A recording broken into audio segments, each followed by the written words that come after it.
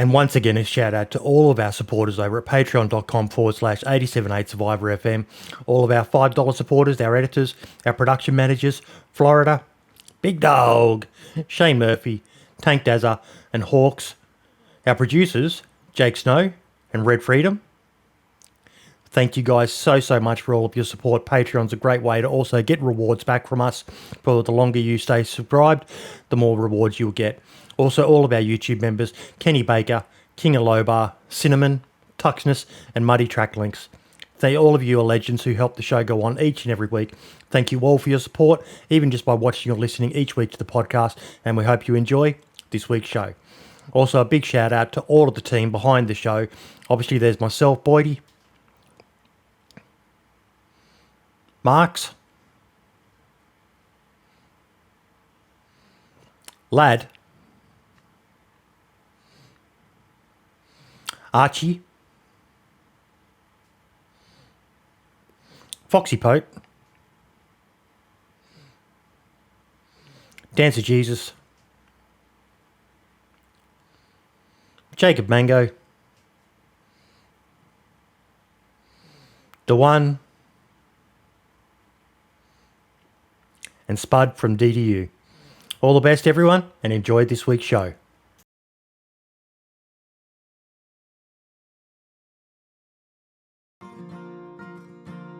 We are live in 5, 4, 3, 2, 1. And welcome to episode 94 of the DayZ podcast. We are joined tonight by Marks and Archie. How you doing, fellas?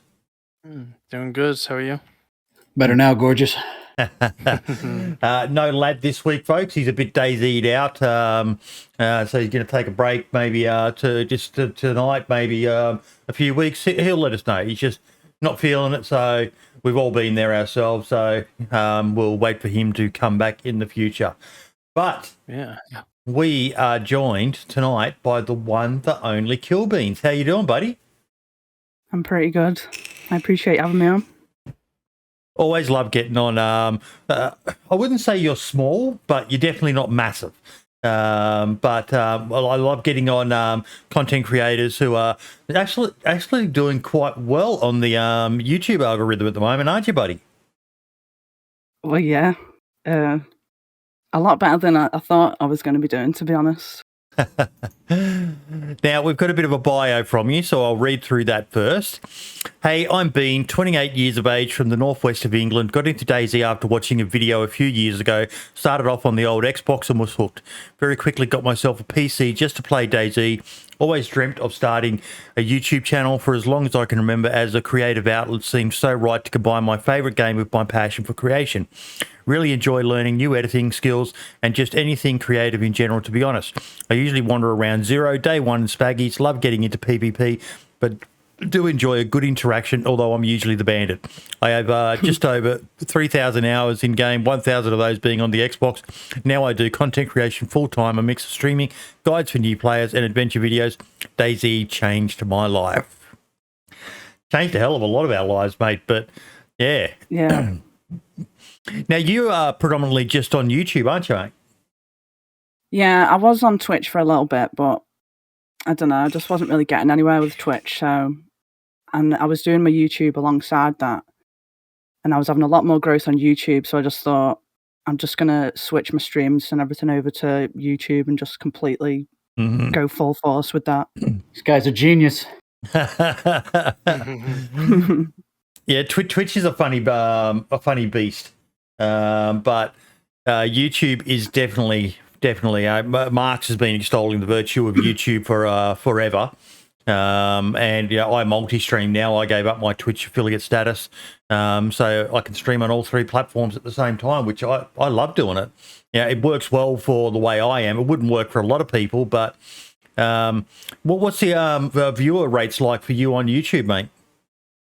I normally average about, like on a live stream, like 40 to 50, Yep. and I've only been streaming properly on YouTube since like December. So I mean, I was on Twitch for about 9 or 10 months, and I averaged 8 people if I was really lucky. Yep. So the results speak for itself, really. Yeah. Yep.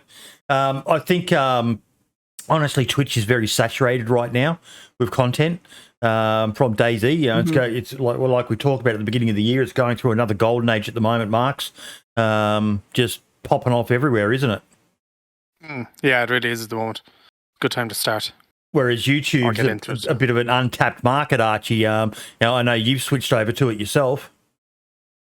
Yeah, I'm loving it. I just got to say, I thought this was a hacker episode, so I went all out, dude. I'm trying to get them to bring this mask back. Remember this? Yes, I remember. I miss all the masks. And KillBeanZ, you said you're a bit of a bandit as well. Did you ever get to use the old payday masks? No, I didn't know, unfortunately. Oh, man. He was like in third grade when that was out, man. Come on. Apparently that was all... Dean Hall reached out to the people from Payday and got permission to use the masks, but they've got no record of it now. Surely they could reach out again and get permission, Archie, because those masks were iconic back in the day. I think it'd be fun, but no one knows what Payday is these days, you know? I don't know. It still ranks pretty highly on the Steam charts, doesn't it? I just feel like people would be like, why do they have DayZ mask on Payday? I don't know. There's a whole new generation coming over. Yeah. And don't take it in offense that he said you're not small, but you're not massive either. That's what my wife says to me all the time, Beans. I think you're doing great. Average players, 34,000 in the last 30 days for Payday 2. So there's just something about these old games that everyone still loves. They just love these games that have just got longevity, whereas a lot of these new games lately, KillBeanZ, are just bombing, aren't they? Yeah. But DayZ's so fucking addictive, isn't it? Battlefield who? Never heard of it. So what is it you love about DayZ, KillBeanZ? I think it's just the whole survival aspect in general, to be honest. Like, in real life, like I do like a lot of mountain climbing and hiking and stuff. So I think it just relates to me in some kind of way. Mountain climbing, that's an unusual hobby. Yeah. You must be absolutely fit as fuck. Those mountain climbing people are just some of the strongest people I've ever met. Not like in pure how much they can lift, but their fitness, even your self-confidence to be a mountain climber has to be on point. Yeah, it can be pretty scary at times as well. There's a place in Wales called Cribgoch, and I went there with a friend, and the weather was atrocious, and he ended up slipping and falling like 30 or 40 feet, and I thought he was going to be dead, but thankfully he wasn't. So, it's pretty scary. Okay, give me a sec.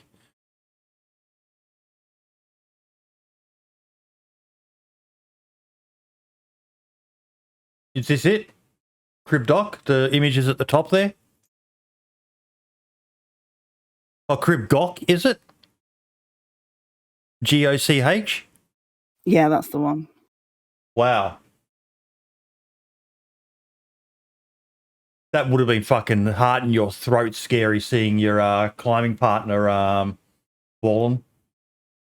Yeah, it wasn't nice. Did you push him or?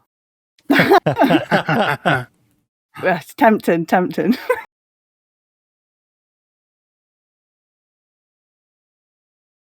Any of you guys ever done mountain climbing? You could say that, yeah. I struggle enough walking sometimes, so. I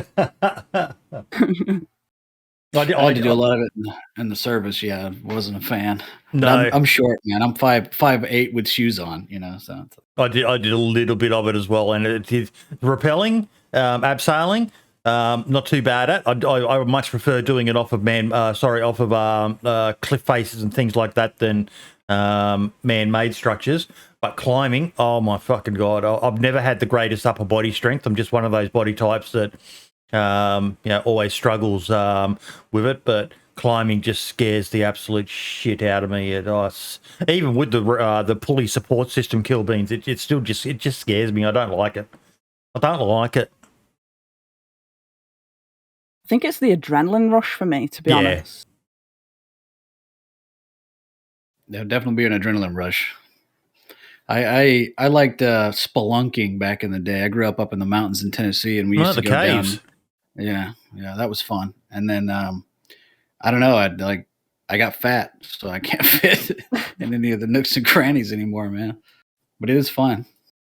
It's expensive though.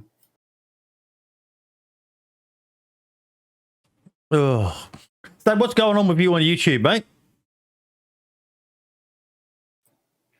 Who, Beans? Yeah, Beans. How you finding it over there? I love YouTube. Yeah, I honestly really love YouTube. It's amazing. I love the amount of just being creative in general, and YouTube just allows me to do that. You got a decent amount of subscribers there. You're coming up to 4K. Yeah. That's pretty scary. I watched your how to get over gear for your video before the show, and some really good solid tips in there.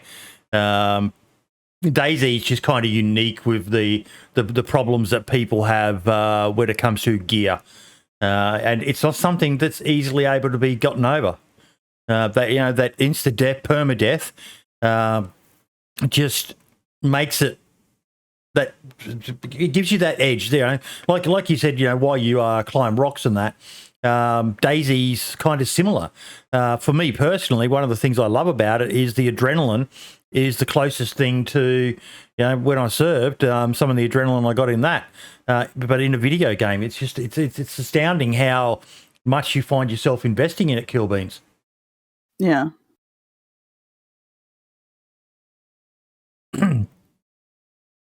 So what sort of DayZ have you been playing a lot lately? I normally just play like vanilla-ish servers. Like I was on day 1 last night. Yep. I love playing on 0 servers and spaggies. I don't really play on anything that doesn't feel like it's not what the devs intended the game to be. I'm not really into the whole overly modded kind of stuff. Mm-hmm. I like him. It's just not my jam. I just can't get into it. I've tried, and it just doesn't do anything for me. I find myself, I go through cycles. Like at the moment, I'm actually playing a more modded server. The Pipsy server here in Australia has done a revamp, and it's not my usual style, but I'm still finding myself enjoying it because I played, the eternal search for the most hardcore server I could find.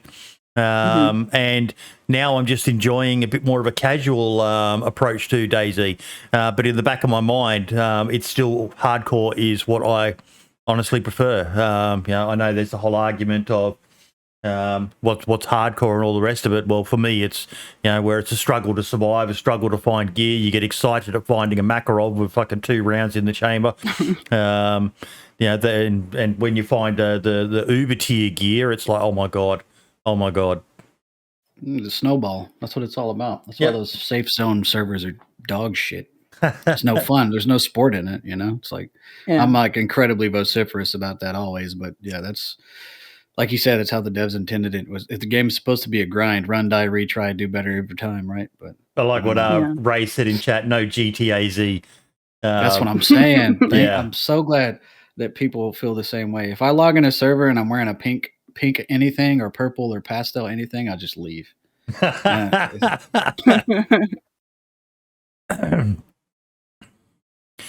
Some of your guide videos have absolutely popped though, mate. 94,000 views on beginner's base building guide for DayZ, and 39,000 views on DayZ best solo base locations. DayZ Guides is where it's at. Archie does them as well. Hasn't done one in ages. You need to pull your fucking head out of your ass there, Sunshine. Oh, November. I did one in November, man. It takes like 5 days to edit that. Mate, I'm 48. I'm getting fucking old. That's forever for me, okay? All right, I'm working on an alarm clock guide. Okay, I promise. About time. Ba-dum.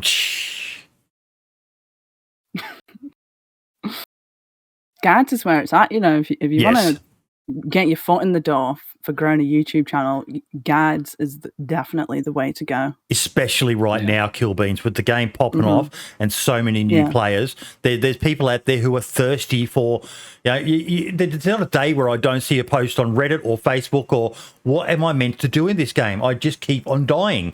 And there's some basic tips to the game that I always send people Archie's food guide because that's one of the best videos out there because people don't understand dynamic spawn systems in DayZ. That you find that first town, you loot around, and then you go check all the trees and you wait for that chicken to eventually spawn in, and then you're set. That chicken, even on the most hardcore server, as long as they've still got chicken spawning in, that chicken is your answer to getting off the coast. It provides you with 2 chicken steaks and bones that you can cut up and make into fish hooks, and then you're set.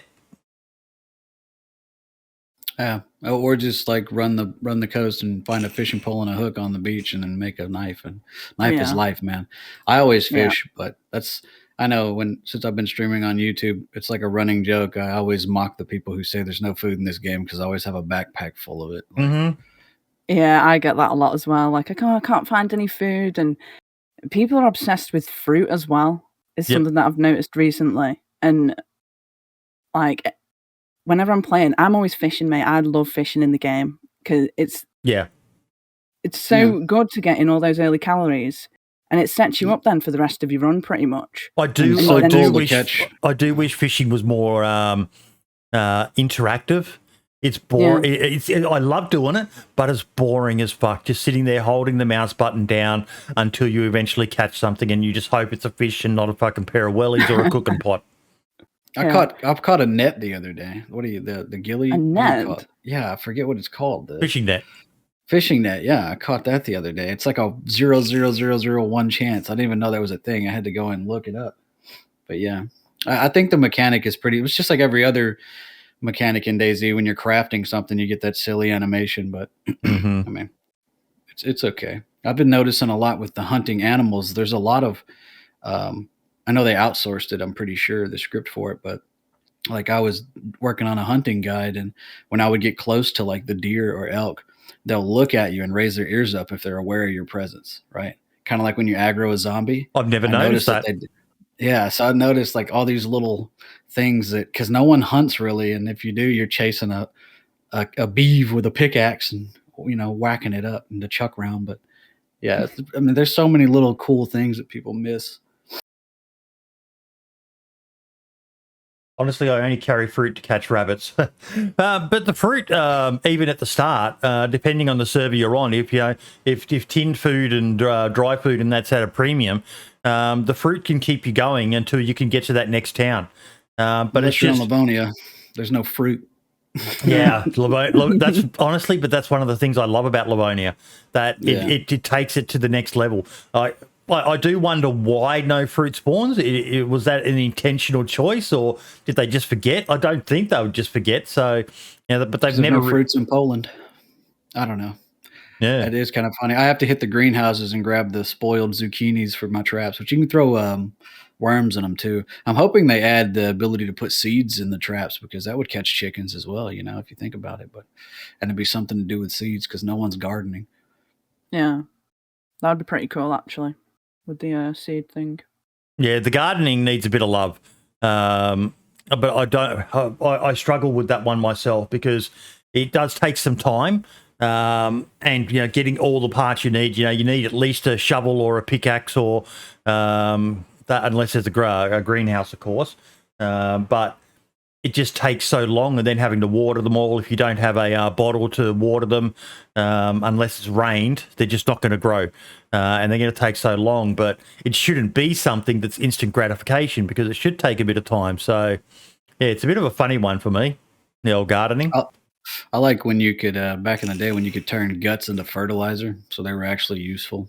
like after the rope phase, because I would always turn guts and plant material into fertilizer, and then I could just grow a garden consistently have food, even though the zucchini is like 94% water, but that was the best thing to grow. The dump grower's saying it's high reward if you do it. But I don't think the vegetables are really high reward at the moment for nutritional value. If you boil them, like the thing, everybody says pumpkins, but you have to have a knife to slice them, right? But if you boil them, the nutrition value goes up. Yeah. I know this sounds like an Iron Chef commercial, but yet again, there's so many layers to the game, that people just miss because they want to go, run and gun on a safe zone server. This isn't a shooter. This game wasn't built to be a shooter. You're missing out on so much because you're not taking full advantage of all the mechanics that are, hidden in the game. So, Aiden, we did see that video. We're going to talk about that one today as well. But that's part of the problem, KillBeanz, because so much of the popular content of DayZ is generally recorded on these higher loot, easy to find food servers. That these people, when they get the incentive to go buy DayZ, they're not seeing in a lot of these videos, the gameplay videos, the basics of survival. And they're spawning in and they start sprinting immediately. They're burning through their energy at a faster rate, and they end up starving because they don't understand the basics. And it'd be good to see some of the, everyone out there, do a guide to how to get off the coast, basically, just to show these people. Because I always wonder how many people bought DayZ and then refunded it or whatever because they just don't understand the game. And I like the fact that it's brutal and unforgiving. But purely from a commercial sense, it makes you wonder how much money they've lost from potential customers of the game because they're getting this fake version of what DayZ is actually about, and then when they join an official server, they just can't survive. Yeah. Mate, I know what I'm doing. I saw Stimpy do it. I know how to play DayZ. What were you going to say, KillBeanz? I think I get it all the time in like my comments section, like I can't find any food, and like I've searched like 3 towns and I've not found like a single item. And I think when people are watching all these videos that have been recorded on these overly modded servers, they are like, you've got to remember they're heavily edited as well, and they cut out all of the running and they just leave in all the shooting and whatnot, and they don't. It's not a true representation of the game. Nope. And they're almost playing like they're just playing a completely different version of the game. Like some servers are just like a Rust wannabe. Like I don't get it personally. And then the people that buy the game that think that it's like that, they're not in their head. They're not paying for what they thought they were going to get. Yeah, that's the issue. I mean, they could still go on those community servers, but no one. Unfortunately, there's no. I didn't know how to get on community servers until I had the game for like a year. I'm not ashamed to admit it. Like I had no idea there was another tab, Yeah. And then once I found it, I was like, holy shit, what is DayZ Underground? And then I played all these other servers that had, custom spawns and stuff. That was before modding. So if, any little extra thing was insane, but yeah, you're definitely right. We've talked about that before because they're getting the wrong opinion. And then what's worse is when they buy it on console and can't get on those kind of servers. I feel so bad for those cats. Because some 14-year-old trying to be like Project Red Tie, and he's like, well, I don't have a Barrett that's automatic. Like, what's going on?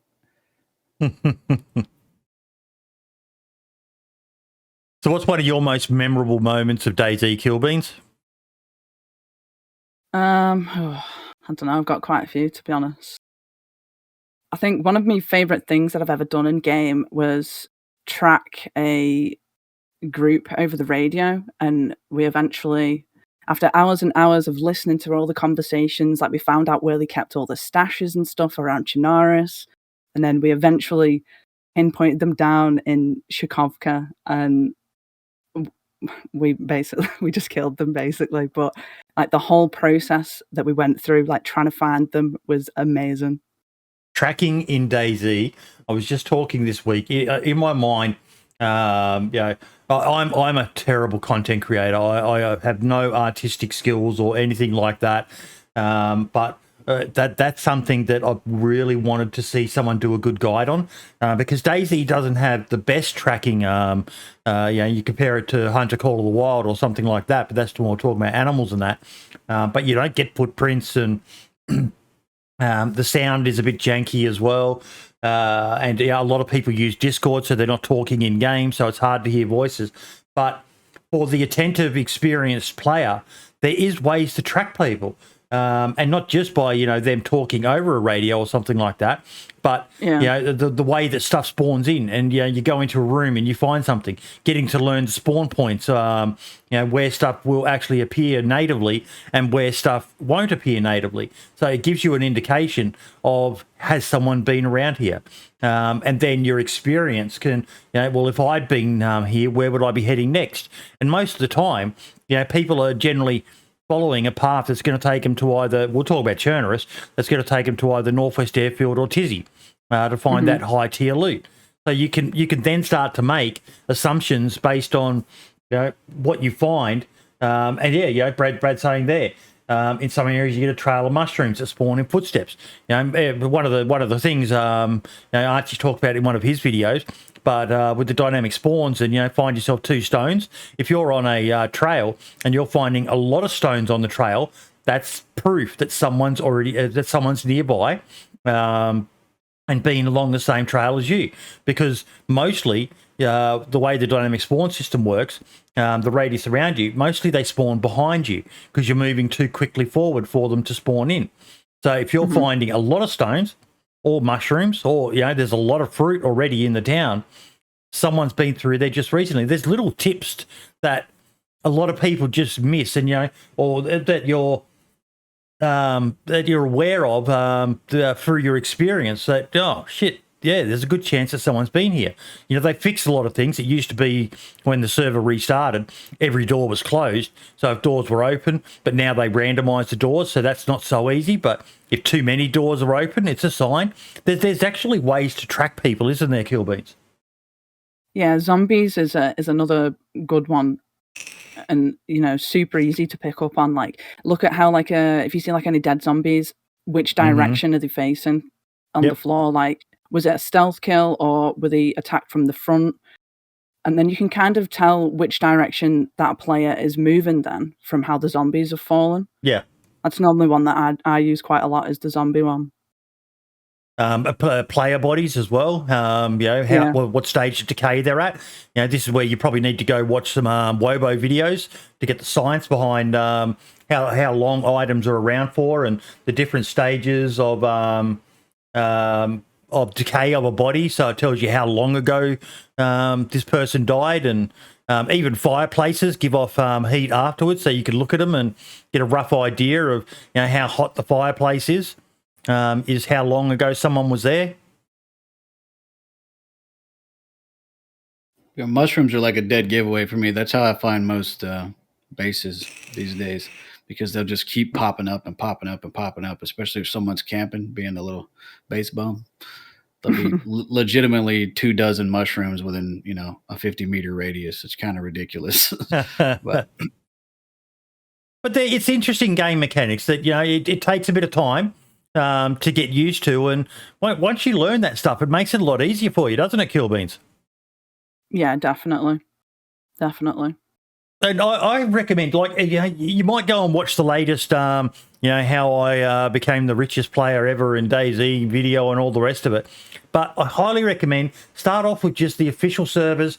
And once you learn those core skills of how to get off the coast, those basics about, the chicken spawning and then going fishing and all the rest of it, you'll hardly find a server a challenge. It's why I'm always questing for servers that are well set up for that hardcore challenge, because quite frankly, the best part of DayZ for me, 9 times out of 10, is spawning on the coast and just getting off the coast. But not so much on the servers where there's, every house has a jar of fucking strawberry jam in it. But those other servers where, you've got to do a little bit, maybe go fishing or something like that. And, don't rely on luck to get you off the coast, folks. Once you learn those core skills, you're set on almost every server, aren't you, KillBeanZ? Yeah, definitely. And I agree with you on the official thing. I think once you can conquer an official server, community servers are a breeze. Yeah. Unless they're hardcore, but yeah, he's right. Yeah. For sure. And then when people come over from community servers who played them first, they're always trash. Mm-hmm. Those are the ones crying on Reddit the most. But yeah, even the hardcore servers, if you've got the basics down, the hardcore servers aren't as hardcore. Your general rules will always see you true, except for, Livonia's the outlier there with no fruit spawning. But there are things you can do. There are a lot of actions you can take. Get out there and look for these amazing guides that the likes of KillBeanZ and Archie and Brav does them as well. There's so many decent guides out there, but just get experience up and then worry about the PvP stuff later. Once you've got those basic skills, it makes it, it helps with the gear fear side of it as well.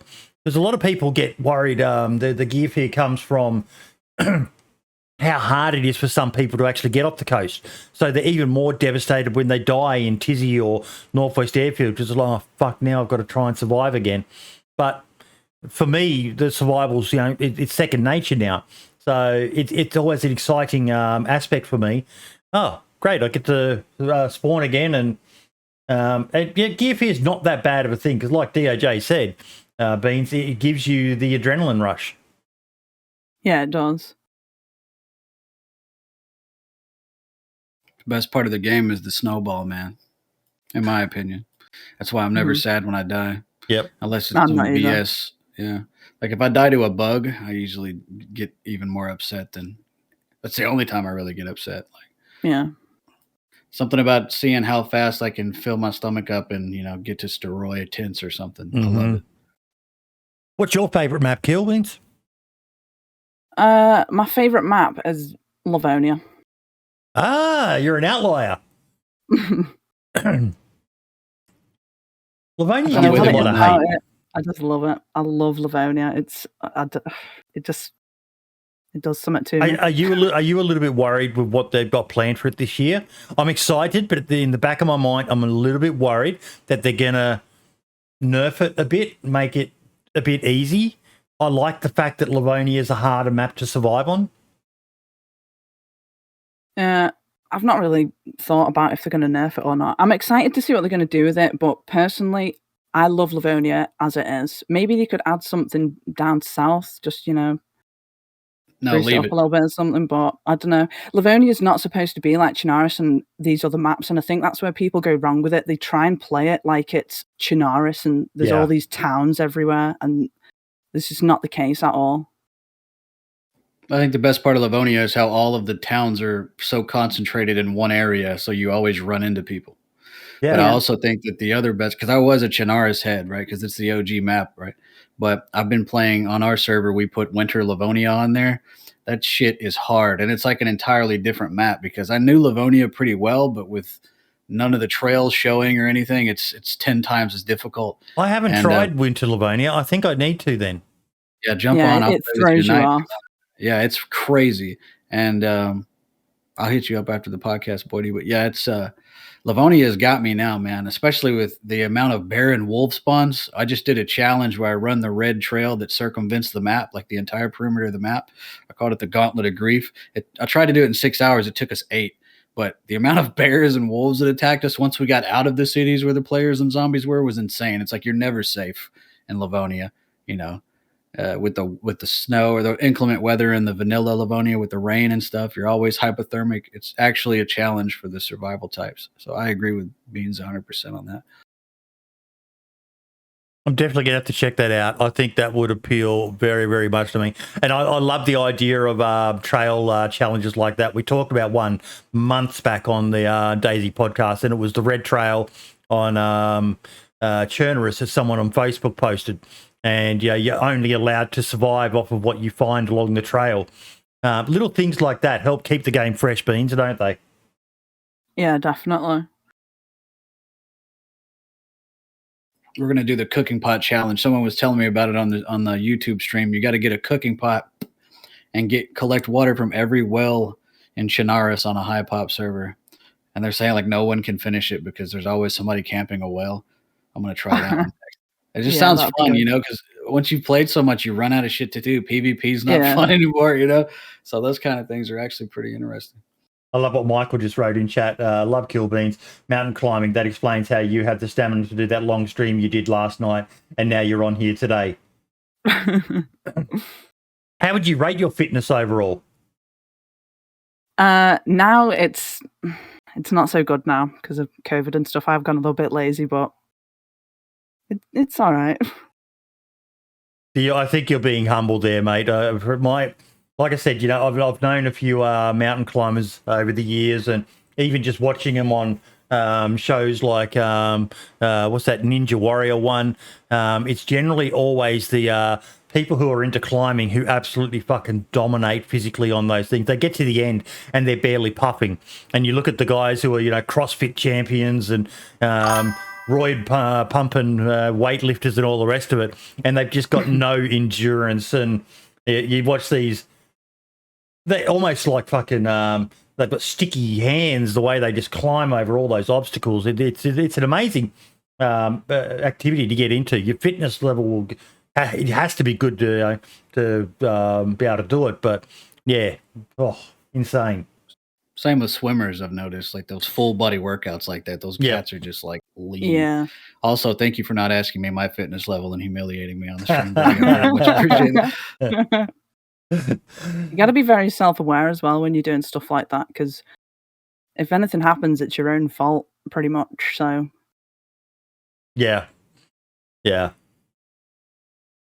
We were I know this is like off topic sort of, but we were hiking in Washington State, and I know he knows what switchbacks are, if they call them switchbacks in the UK. It's these little trails between trails, and there was this really steep hill that me and my buddy Gabe, when I was still in the military, we were hiking, and this guy just comes barreling, like rolling down the hill. And before we started the trail, it was like, don't try to stop people from falling, right? Because you'll get hurt. There was a sign. And I was like, well, that's random. And then we're on the trail, and this guy's falling down the trail, rolling. I'm like 30 miles an hour. This guy was going. And we just like watched him just go straight down the hill. And I was like, okay, that's what that sign was about. But anyway, that shit was crazy. We should have turned around and left. We ended up getting reined in, but that was fun. It's dangerous, though. It really is. I've been watching a lot of like creepypasta videos lately. I don't know why, but I'm just kind of addicted to them. And the amount of people who get fucked up, especially in America, going hiking, and it's usually what you were talking about, Beans. You've got to be confident, but you've got to know your limitations as well. And it's usually people who overextend themselves. They do a solo hike, and then they end up too far in, and it's. Or those yuppies from California that get attacked by mountain lions. It's not funny, but it's like you forgot that you live in, a desert state for the most part, and those mountain lions are out there and they're hungry. Have you ever done the what are they called, the Brecon Beacons, where the SAS do their training, Beans? No, I've not been there. No, I normally. Me go-to areas are like the Lake District and Snowdonia in Wales. Snowdonia, that is a fucking cool name. I'm guessing there's a lot of snow? Nope. What? Nope. It only snows in the winter. There's a lot of places in Wales like that town called the Town by the Lake on the Hill at the church or whatever. I can't remember the name of it. There's like no hill or church or anything there. Wait, can you say that while you're here? The name of that town, please? No. That is so funny. I found out about that on DayZ. I got so encultured on DayZ, just meeting people. Wales is stunning, though. I do. The UK is beautiful. On my bucket list. I've got a lot of Scottish in me, but I've also got English. I don't think I had any Welsh in me.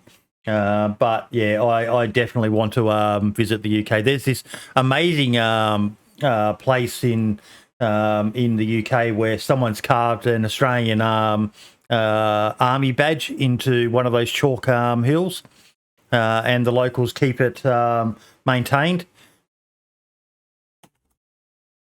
All right, that's cool. I didn't know that.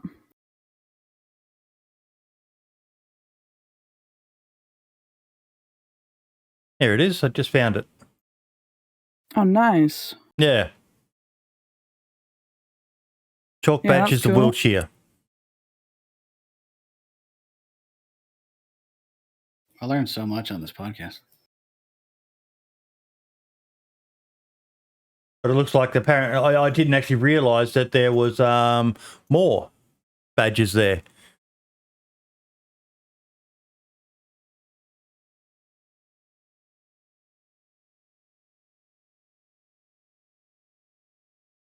Very, very cool. Very, very cool.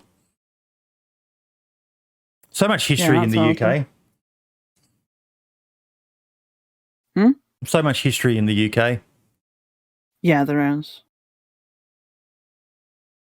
So much history in Australia, but yeah, we're still a relatively young country per se. But yeah. So what have you got planned coming up in the future, KillBeanz? Anything that people should be keeping their eyes open for? I'm just kind of doing what I've been doing for the past couple of months, really, for now. Yep. I try and upload like twice a week. I'll have like a tips and tricks or a guide of some description and like a story video every week. So it's important to keep that upload schedule going on YouTube, isn't it, Beans? Yes. Yeah, definitely. I don't know how you do it, bro. And then the streams as well, like consistency. Yep. That whole once a week thing was killing me. And when the YouTube sent out the email saying to remain in the algorithm, you need to publish at least 2 videos every 10 days. I was like, how? Anyway. It's that constant pursuit of quality over quantity. Yeah. If you don't play the game, you're kind of screwed. Yeah, I just need to lower. We need to lower our standards, Beans, to like Marx's level, and then we'll be fine. You know what I mean? Just have you seen his thumbnails? It's too late to change now. It's his brand, but like, then we'd be fine. That seems to be one of the favorite images is a bloke standing there just going with the 1998 Microsoft Paint text down at the bottom. I don't know. It's something that, and this isn't about Mark. This is about YouTube in general. I hate the fact that there are certain things you have to do.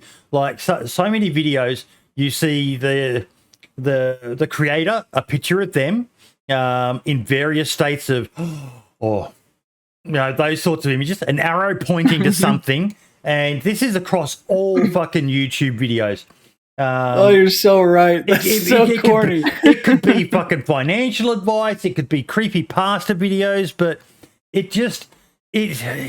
yeah. And then I found a creepy pasta channel where they talk about murder and all the rest of it, and then they go and censor the video whenever they say a scary word. And it was just, I ended up unsubbing him, and I still kept on getting him recommended to me. And I just ended up saying, please don't recommend this channel. It's like, I get that you're trying to make a living and all the rest of it. But I hate the way that YouTube is going with the censorship of, like, I had someone follow me on Twitter the other day. And whenever someone follows me, I like to check it out and see. And it was a young female. I was like, that's out of my demographic. Why did she click on me?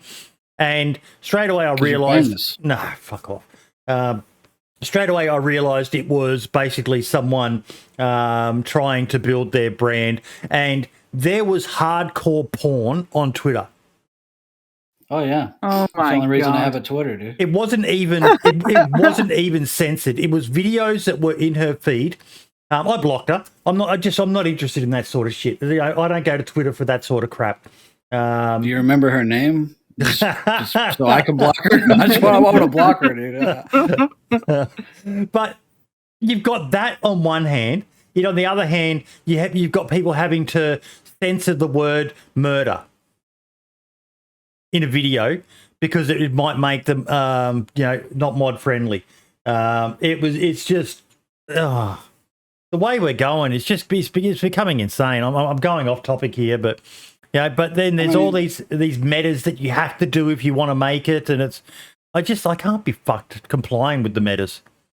Well, a lot of people, it's really not that bad on YouTube as long as you don't use like super foul language, and realistically, as long as you don't use it in like the first 30 seconds to a minute. I just had like a crazy speech impediment. Even there, you said super bad language. Apparently, according to YouTube, when you're uploading a video, the word cunt is one of the most offensive words that you can use. Yeah, but you're Australian, boy. Exactly. I'm saying, like, if you come to America and go to a restaurant and see your friend, and you're like, oh, there's an old cunt. People are gonna be like, oh my God, he just said cunt. Like, that's like calling someone like a derogatory homosexual remark. No, here's another one. Here's another one. Cracker. Yeah, but that's a racial epithet. No, it's not here in Australia. Well, in America, the center of the world. I'm just kidding, but yeah, like in America, you gotta. In other countries, it's a nuance of language, right? I know what you're saying, but like, there's a lot of things like. I'm just gonna be really brief on this. In America, some people call liquor stores packies, right? You can't say that because in some other countries, it's a very racist term, right? And I had to learn all of this the hard way, right? So, I mean, just talking, and passing on streams and stuff, you'll end up getting just, I'm a firm believer, Beans. It's in the context that a word is used. True. Yeah. But it's a crawler Beans, that's catching you're a female. those words. You're a female. And I go, oh, you're a female. Well, that's offensive because I've said it in a way that's offensive. But I didn't use a single bad word. Yeah, we're killing ourselves. We're absolutely killing ourselves. We're becoming so censored and so safe and all the rest of it, and having to comply with all these metas just to, and censor any. Like, I still to this day, you said Paki. Now you're talking about that in the term of a Pakistani. So I didn't mean it like that. Just saying. So what is Aussie offensive then? Because that's an abbreviation of Australian. I don't get it. Yeah. Am I just that out of touch? I don't get it. It's all in the way you use the word. He's doing that boomer screaming at the sky thing. That's the most boomer rage I've ever seen you have, man. Yeah. No, you're right. I mean, it is kind of silly, but if you want to be a content creator and maintain like a presence, you just have to bend the knee to. And it's not. I still like say curse words in my videos. You see what Ryan just wrote in chat? 2 old men rant at young female for 3 hours. Sorry, Beans. Sorry, Beans.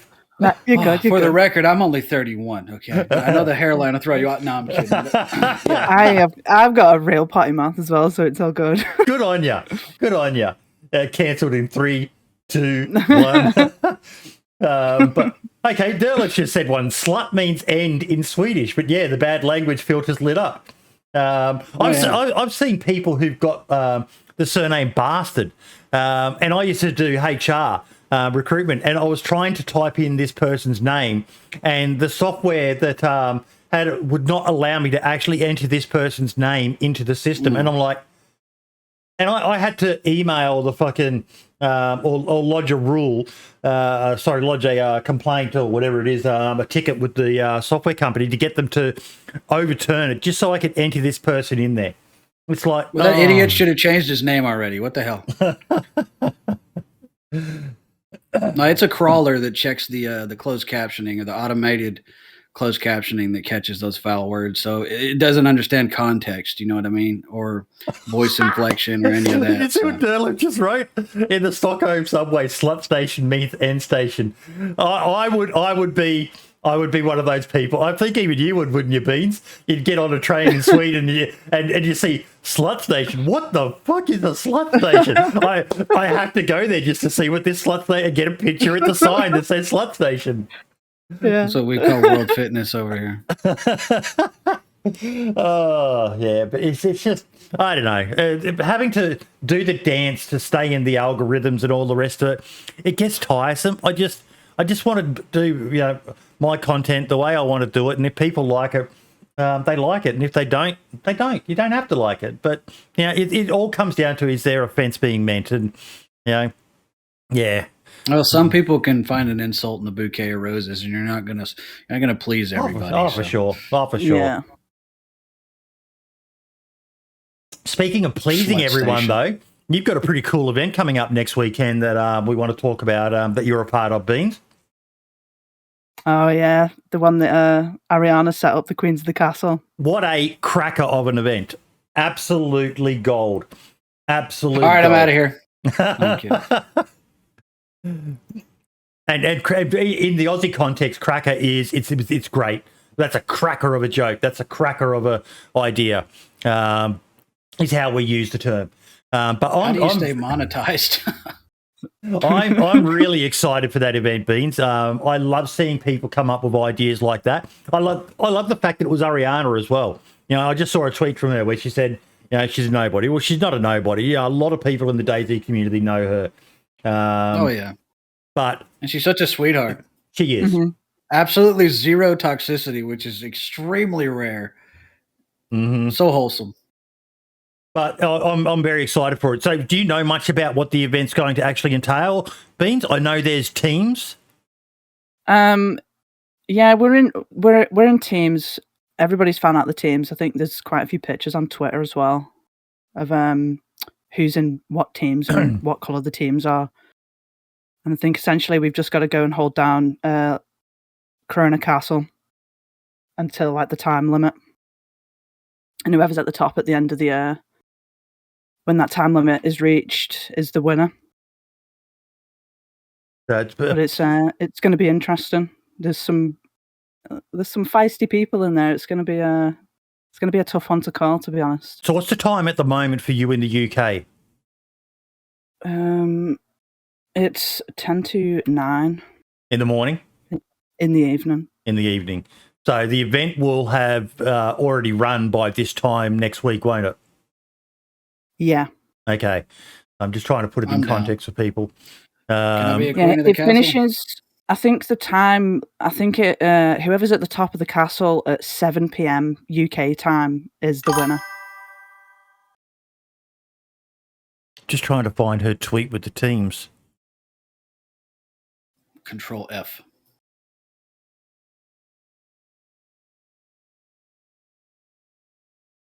I love events, man.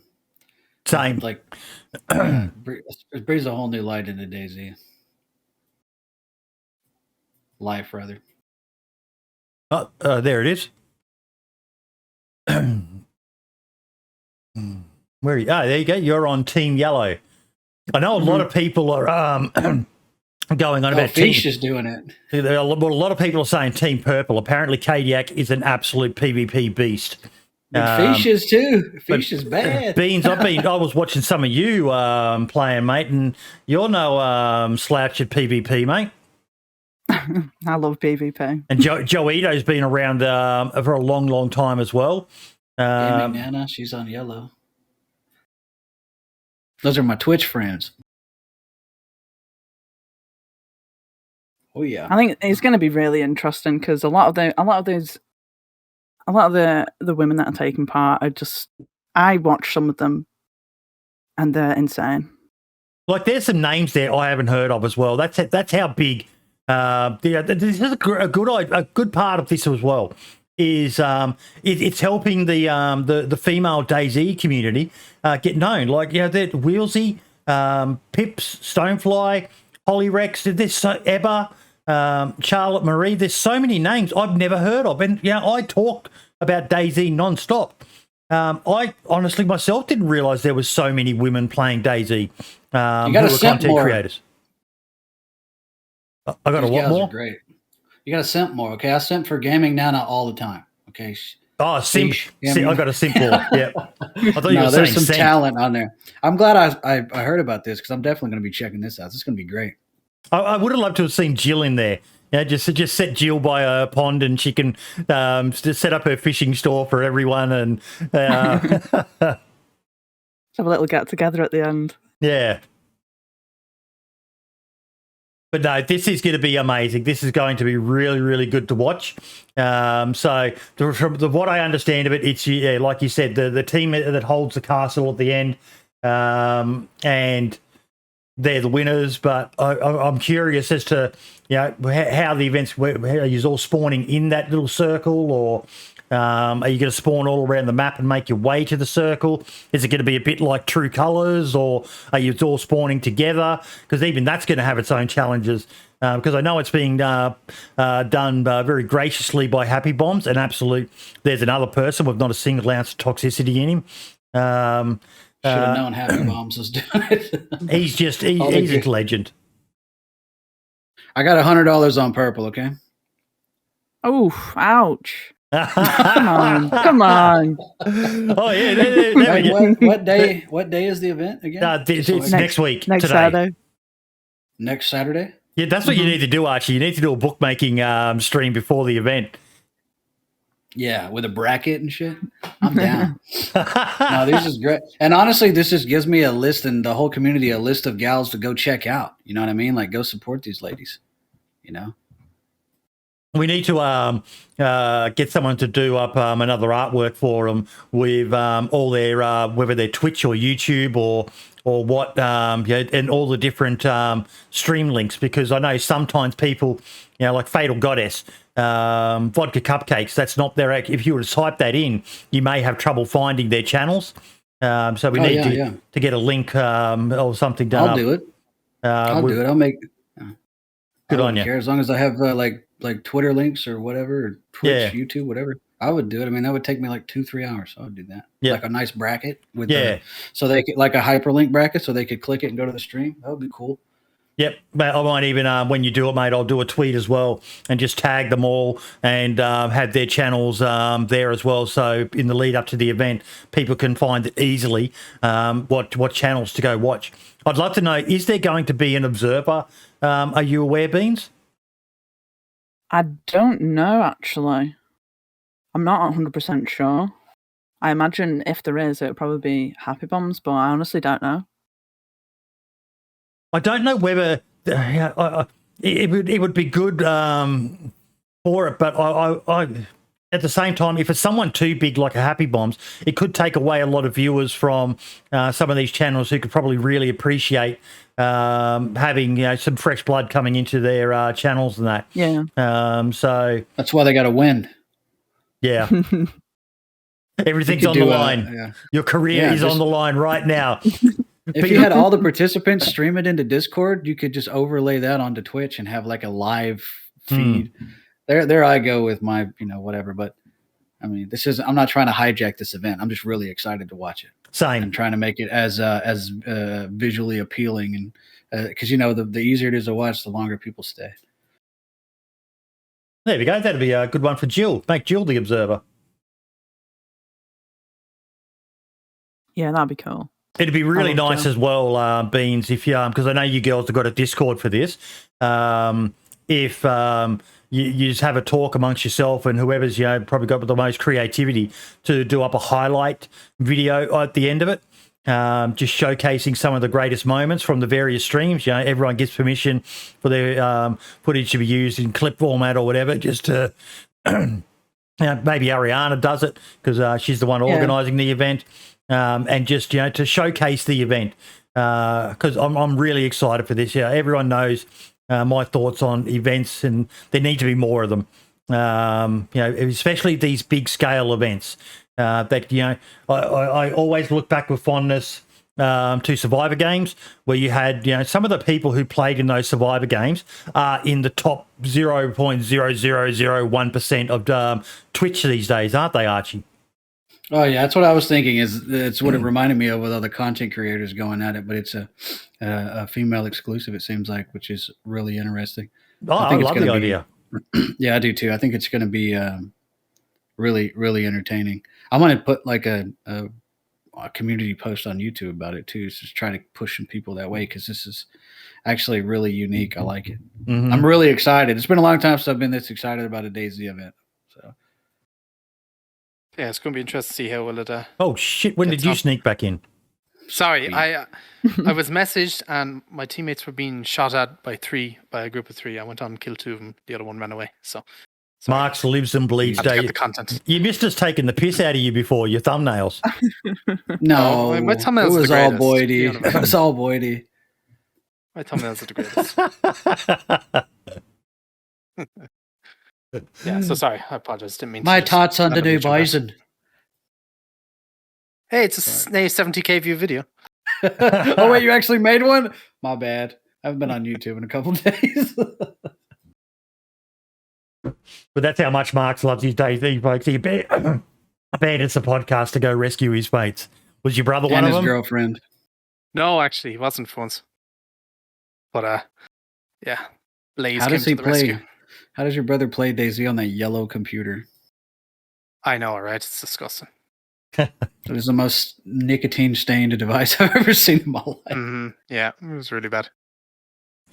But no, that's going to be a great event, Beans. I'm really looking forward to it, and we'll see. I'll probably be sound asleep when the event's actually running, but that's why I'm myself personally kind of hopeful someone makes a good collection video summary of the event and how it went down and stuff like that, because that'll be fucking amazing. Mark's is already typing the description for YouTube. He's on it. Anything else you want to talk about, Beans, before we go on to our topics? I don't think so, no. No worries. Okay, what have we got for this week? It was a bit of a quiet week this week, but there was still some stuff happening.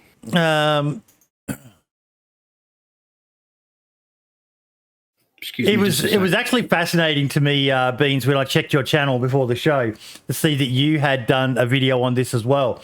Because I tweeted out just yesterday or the day before. So you'd obviously been doing this video for some time, but I've just found a new channel, Death by Dante, who also has done a his was not so much around PvP, but he had also done a video how to not be scared in DayZ and getting over the fear of losing gear. And he basically had 3 solid little tips. And I ended up sharing this on Facebook groups and Reddit as well for him.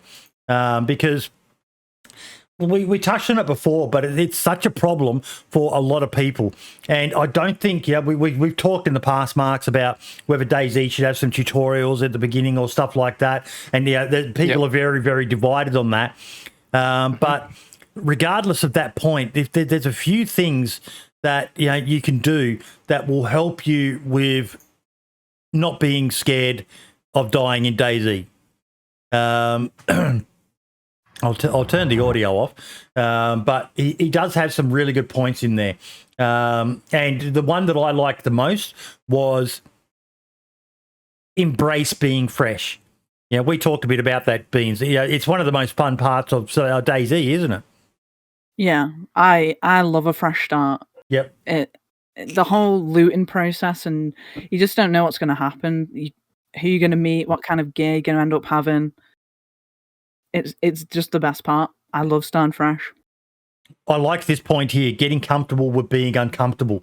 And this is something, I've got over 10,000 hours in DayZ now, and I still am scared shitless when I get into PvP because I don't do it. I was always the person who runs and avoids PvP. I hear shots, I go away. I'm starting to change that now because I'm probably bottom fucking 10% in PvP in the DayZ community. That's how bad I am at it.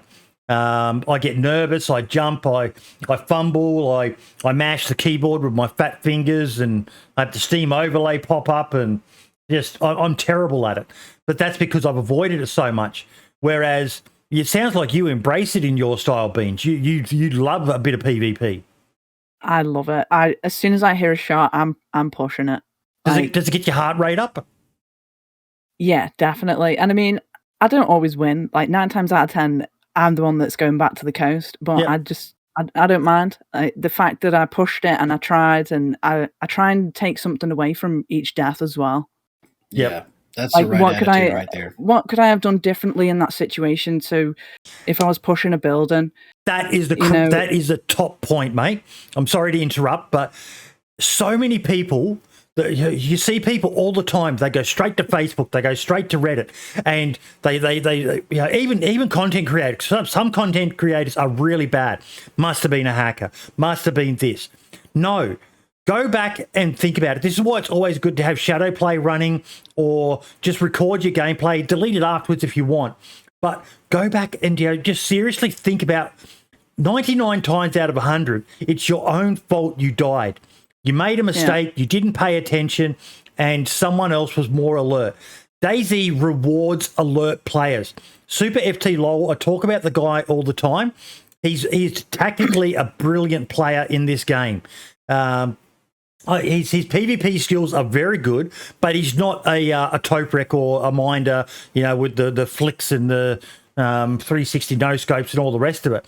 But he can outplay almost any person when it comes to tactics. DayZ rewards that, doesn't it, Beans? Yeah, definitely. If you treat it like it's fucking COD, you'll just die over and over. And I think that's where, I get it a lot in the comments as well, like when people just aren't treating the game like a survival game. Yeah, I push shots all the time and I die a lot, but it's mainly because, I'm constantly learning as well. And I think everybody's constantly learning in every situation in the game because you just never know what's going to happen. Yeah, it's very dynamic. Mm-hmm. Like somebody asked me today in my Discord, is there anyone around that could help him get better at PvP? And he was on console. And I said to him, some of the best ways to do it and some of the ways I've gotten a bit better at PvP. I'm not that good, but I'm better than I was, say, 3 years ago when I would, shit myself when I heard the, closest gunshot or something like that. Is just get onto servers, whether they be, deathmatch servers or, just even regular official servers, and just push those gunshots and find a play style that works for you. Because you might see, someone like JLK who you watch and he has this fast, aggressive play style. Yep. And you might think, oh yeah, that'll work for me. And I thought that at first. I used to run into every gunfight and wondering why I was always dying. Now I play a more slow kind of style. I wait to see where people are. Mm-hmm. When I hear the shots, if I don't see the person, I sit and wait and try and scope them out and push that one. You always have to try and find a play style that'll work for you. Oh, Dirty Sniper. Sorry, go for it. No, go ahead, buddy. I was just reading. No, it's our show. I was just reading what Old Dirty Sniper think. Sorry, I think so many people avoid PvP or skip it, and they're always confronted with it and lose their gear. Yeah. You're going to lose your gear anyway. Yeah. You're going to get trapped in a doorway and killed by zombies. You're going to get hit by a bear. You're going to fall off something. You're going to get some sickness that's bug that you can't cure. You would not believe how much just taking a deep breath will recenter you when you're in PvP, because there's this thing when adrenaline gets dumped, right? It starts producing. There's this hormone called cortisol that gets in your blood, and it makes you do short, rapid movements, which is why when you go back and watch your clip or whatever of you being in PvP, you're like jerking all, you look silly, right? But if you can just take a deep breath, you'll dump that cortisol hormone out of your bloodstream. They teach you that in the service, right? I'm sure they tell Buddy the same thing. Nope. But then you would not believe how much that will recenter you. And just take a second and calm down and just stop trying to go long range, get a shotgun and stop worrying about an AK and get in there close and blast them. It's 80% skill, 20% luck. I'll say 75% skill, 25% luck, and desync and connect, ping and whatever. But just take a deep breath. And the people who are rushing for the combat, most of the time, it's like 50-50, sure. But in my experience, if I rush, I win, because those guys camping in that house, I know Vigilante, who's the tactical genius. Yes.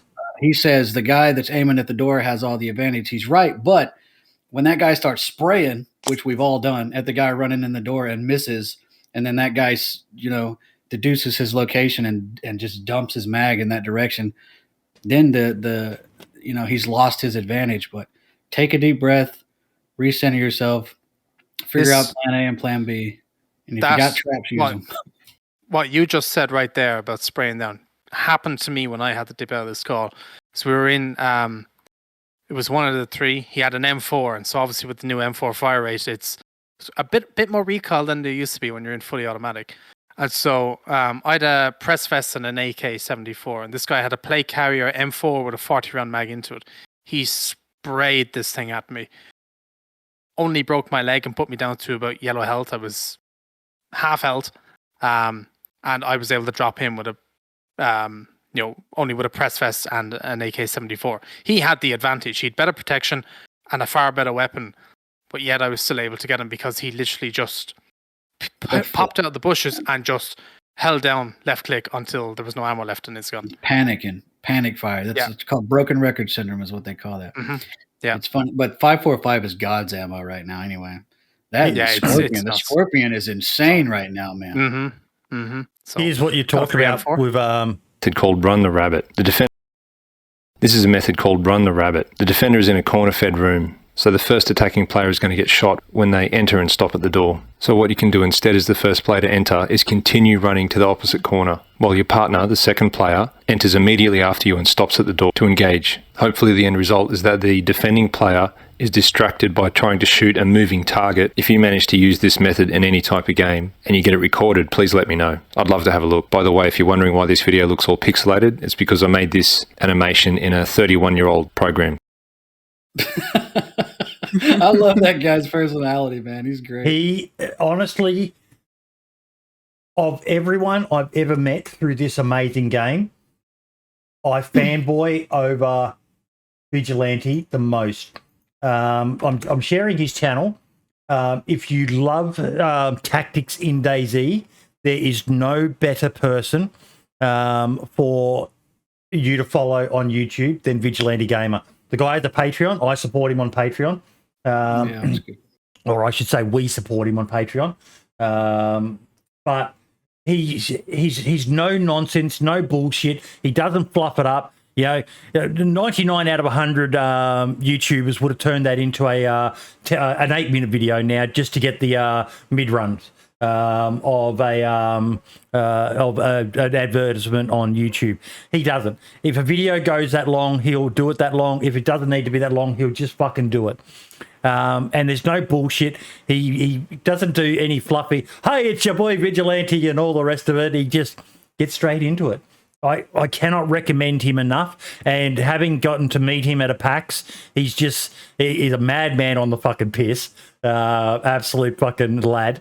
But he's, I think there's a bromance brewing here. Oh, mate, unfortunately, he's taken. Brian Hicks has got a firm claim. I've got photos of him and Brian Hicks meeting and the hugs, man. They even had a special dinner. The rest of us, DayZ Aussie plebs, got kicked to the curb, and Brian Hicks took Vigilante Gamer out just for dinner. Yeah, he's absolute fucking god tier. And he does these breakdowns. Like, he's got this one here. I'm not going to play the audio, but he did a breakdown of Archie. Is his latest video. And he's done so many breakdowns. I've been in a couple of them.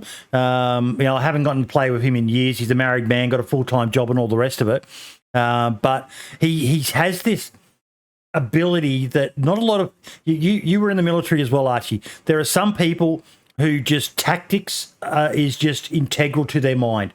They can look at a situation, they can analyze it, they can explain it. I could talk underwater with a mouthful of marbles, but I talk like I have a mouthful of marbles. I talk too much at times. He's one of those who can just outline something in a brilliant way that makes sense. I was stunned when he told me he'd never served in the military. His grasp of military tactics is second to none. Highly recommend the channel. Had you heard of him, Beans?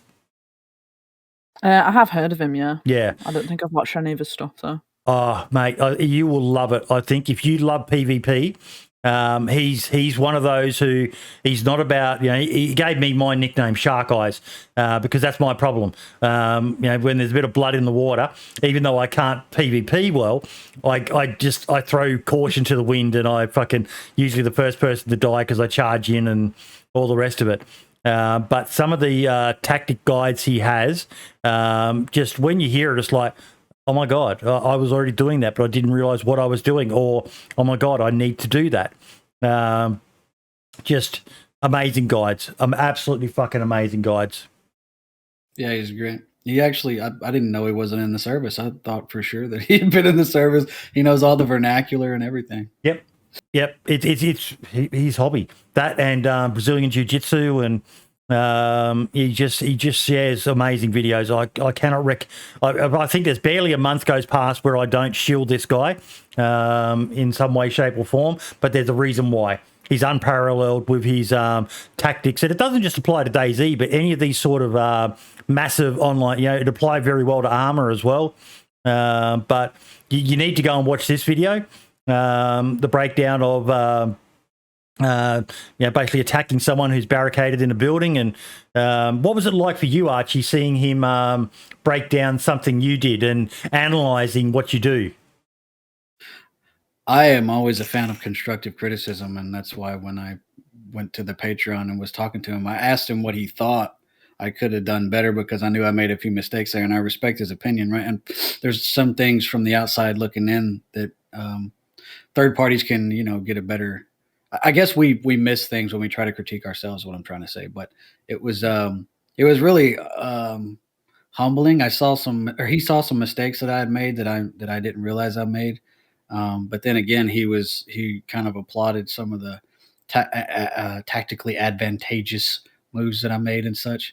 There was no way I was going to beat that squad, so out in the open. So I had to take it inside. There was 4 of them, but it was actually pretty cool, for lack of a better phrase. You use those new tripwire traps very well. Yeah, very well. Yeah, but right there, this shot right here, I hit C to crouch, but I accidentally hit X, so I didn't know my weapon was on semi-auto, and I almost got me smoked. I hate it. I was like, but it's a good thing, because I could have went into that broken record where I just spray the whole magazine. Right here, you'll see it. Bang! That first shot I didn't know, and then I just had to spam the mouse. But yeah, that was a good fight, man. Those guys ended up being hackers too. They got banned like 2 days later. I guess they weren't hacking during this because they were dog shit, but they probably that's usually how hackers are.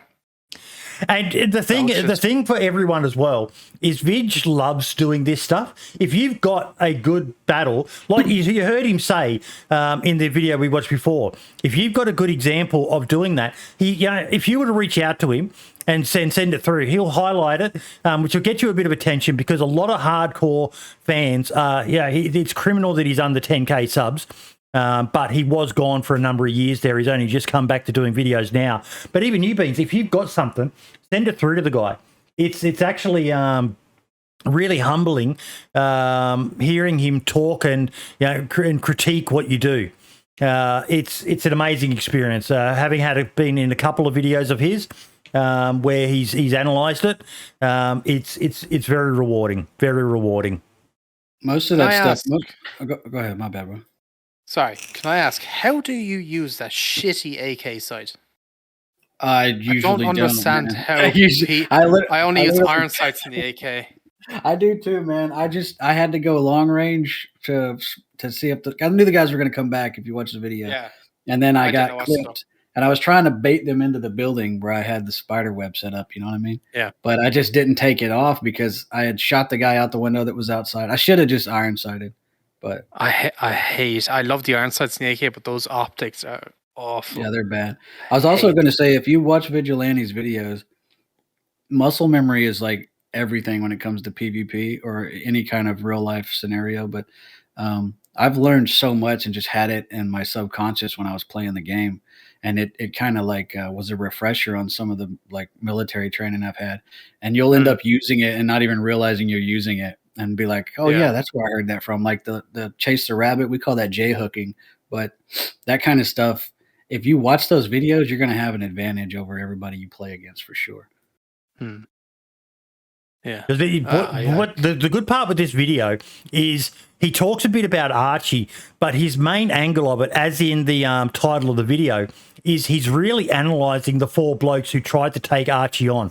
And he makes some great observations, Beans, about, you saw it pop up on the screen before, the division of work or roles, and how badly they played this tactically. Even though Archie was barricaded, they still had a 4-to-1 advantage, and they got fucking wrecked. They got absolutely wrecked. Yeah, they had 0 vantage point on me whatsoever. And this guy, I kept hitting that fucking collider on those windows. Anyway, if they would have just gotten up high, they would have seen where I was, and they could have took a shot at me inside and probably hit me again. Mhm. I mean, they clipped me in the arm from 300 meters out, but if they would have just got up high, even in that double red right there or something, I go on the rooftops. If anybody knows me, I'm a parkour guy, but I mean, you always want to get up high and get the vantage point. Watch the video though; it's insane. All his videos are insane. It is. He's talking about it right there. He's saying, "See, no one had a vantage point of that second story." So they didn't know they could. Archie was standing still at the window shooting it all, mate. Yeah. It would have been an easy headshot for someone, and it would have all been over, and it wouldn't have made a video. But their poor tactics. I was having a great time. It was like a turkey shoot, man. Yeah. I'd say there's something about, I don't mean to insult official players, but most of them are not the greatest at PvP. There is some out there that'll shit all over you at some stage, but... Did you say shit all over your sausage? Sorry. No. Okay, my bad. No. But most, 80% of maybe official players are not very PvP, not very good at PvP. They're more about the survival type, which is fine as well. There's nothing wrong with that. Yeah, it was fun. But when I was editing the video, I kind of felt like I bullied them a little bit. But they came at me, so... And they had been trying to raid our base for 3 days straight. It was annoying. And well, that's their own fault. What about you, Beans? What's your muscle memory like when it comes to being in PvP? It's probably getting better. Yep. I lean quite a lot as well in PvP. Like as soon as I start firing, I'm pressing E as soon as I get into a gunfight. I don't know why I do it. I don't understand why I do it. It's just something I've picked up. It works for you, though. 16. No, Beans doesn't really use it when she's sprinting. She's more like the classic PUBG pro. Once she starts shooting at someone, she starts leaning from side to side, moving her body, making it a bit harder for them to get a lock on, especially... Yeah, a lot, like we found out just recently, the brain is still part of the internal organs of DayZ. And if someone gets a shot on it, it's pretty much over. You're insta-killed. So just by simply doing what Beans is doing, swaying from side to side, you're making it harder for him to get that insta-kill headshot on you. Do you get insta-killed often in PvP now, Beans? Not as often. And that's probably why. Yeah, I had someone comment on one of my videos asking me why I'm always leaning, and a lot of the time it is to avoid that headshot.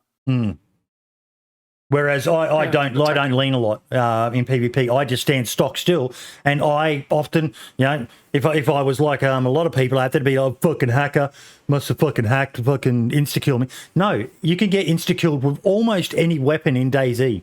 If you don't have the right helmet and you just leave your head sitting there and you give someone an easy shot on you, it can be all over. Yeah, I don't lean that much either from time to time, but I don't do it as often as I probably should. I'm a roller, man. Take it to the ground, roll around. Oh God! I mean, all jokes aside, you have to lower your profile. Yes. And if you don't have it, like Mark said earlier, he drops his bag before PvP. I do the same thing for stamina. Yeah, I do. So I don't lose my stuff, and so that my profile is which is why ghillie suits work, because they break up your silhouette, your profile. So. Yep. I mean, I take my shoes off. You what? Sorry, Beans? I take my shoes off. Pretty much in every gunfight, I'm dropping my bag and I take my shoes off. Why is that? Make myself quieter. What about the cuts, though? It doesn't matter. 9 times out of 10, they don't hear you coming and it's over before they've even realised it. Because they can't. They're listening for the big clunky sounds of your boots stomping around and your backpack rattling. They don't really pick up on the pitter patter of your bare feet. So especially if you're in a building. Yeah, you're on top of them before they even know it. And then I can quickly bandage, and I always try and carry alcohol on me or something. So if my cut heals itself and I get a wound infection, I can just cure myself pretty much instantly, and off I go. Yep. Yeah, especially if you're in a building. And you're kind of surrounded. If you take your shoes off, they won't be able to hear you as well. Yeah. They'll hear you a bit, but they won't be able to hear you as much if you're crouch walking around a building. I do it in buildings from time to time. I just think it's funny because every time someone does that, when I'm in PvP, I feel like I'm playing hide and seek with toddlers because you just hear like feet smacking the floor, scraping around. It's so funny. Anyway. Well, there you go. You learn a new thing every day. Drop the boots when you get into combat. I never do it. I'm more of a, it's not how well you play, it's how good you look playing. Fashion over function, baby. Oh, yeah. You can't run anyway with all the guns you've on you. You've enough to invade Ukraine at this stage. Like, full of guns in the back. I was watching Boydie stream. He was trying to drive a car like the day before yesterday. It was great. I'll probably watch that for an hour and a half just watching Boydie. I don't know. He wrecked that car so many times that it was still running. I don't know what the hell. I hit a bush and the car's No, wrecked. they've got damage turned down on the Pipsy server at the moment. Oh, okay. Yeah, so that's kind of why I drive the way I do on that server, because you can get away with it. It's very forgiving. We had the annual Bohemia Interactive in 2021, where they talked about the numbers. Yeah, it's insane numbers, to be honest. I was kind of surprised with Vigor. I don't recall that Vigor had that many last year. I don't really know anything about Vigor, so I can't really. I want the guns from Vigor. I mean, it's a cool game. It's kind of like, if you haven't played it, it's like EFT DayZ sort of. Right. Okay. But I think, is it console exclusive?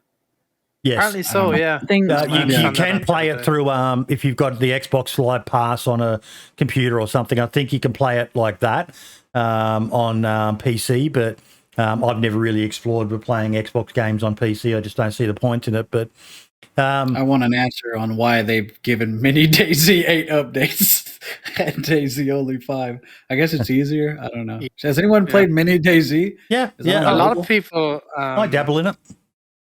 I posted this picture on my community thing, and a lot of people were like, "What's mini DayZ? What is mini DayZ? I've never heard of this mini DayZ." And people were like, people were like, "Mini DayZ has bows. Why can't DayZ have bows?" And I'm like, two completely different games. It's, that engine though. That's the biggest part of the whole infographic. There is the new Infusion engine. Look at him being all modest, putting it in small. I had a comment as well. Somebody was like, DayZ Arma 3 players are mad right now because DayZ is 250% more players than that does.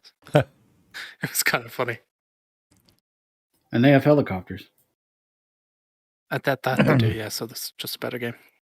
What about you, Beans? Have you played mini DayZ at all? I tried it once, and then I think I uninstalled it. Yep. It's a quirky little game. It's more of a... like you run missions in it now, as opposed to what mini DayZ the original one was. They've changed the format with mini DayZ 2.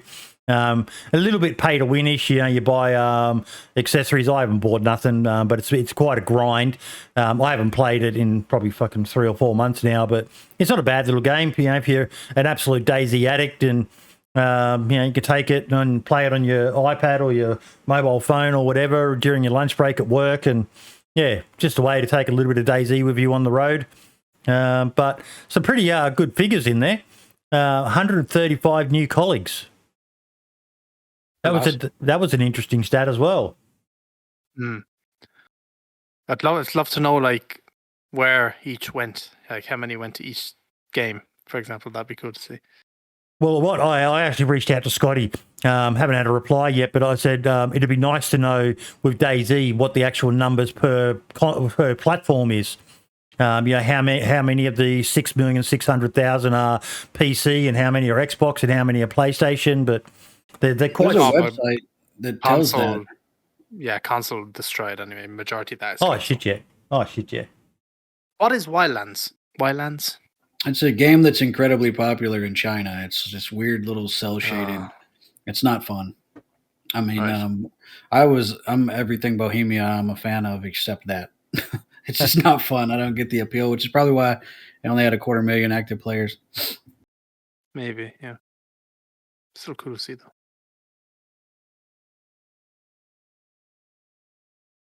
We said that a while ago. DayZ and DayZ Community would deserve some limited collector editions for this game.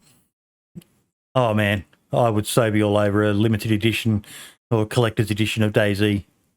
I think they need to do more like merch that like other Yes.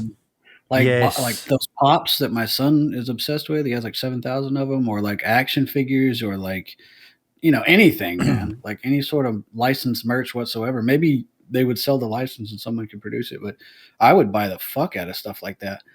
Little They need to bobbleheads do for my desk. Like cool like survival gear, like a DayZ knife. Mm-hmm.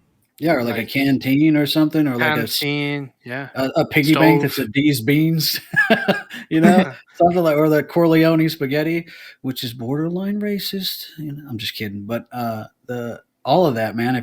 I would buy that. I mean, you just saw what it had like 6 million, 7 million people playing or whatever. That's a big demographic to buy your merch. They've got the cups on the website now. I didn't realize that DayZ Livonia cup. But they don't sell a lot. Yeah, you'd think they'd have more merch being sold, DayZ themed, Are You Friendly shirts and things like that. I know they had there it is there, the Anyone in Cherno shirt, but... I want one that says no messages received for 7 seconds. You remember that in red? Yeah. yeah. Or like, you are dead. Mate, I would even buy one which had the old disconnect logo beans, if you remember that one. Mm-hmm. Where you were losing the packets cool. And just a little chain link that was broken. I want one that says press.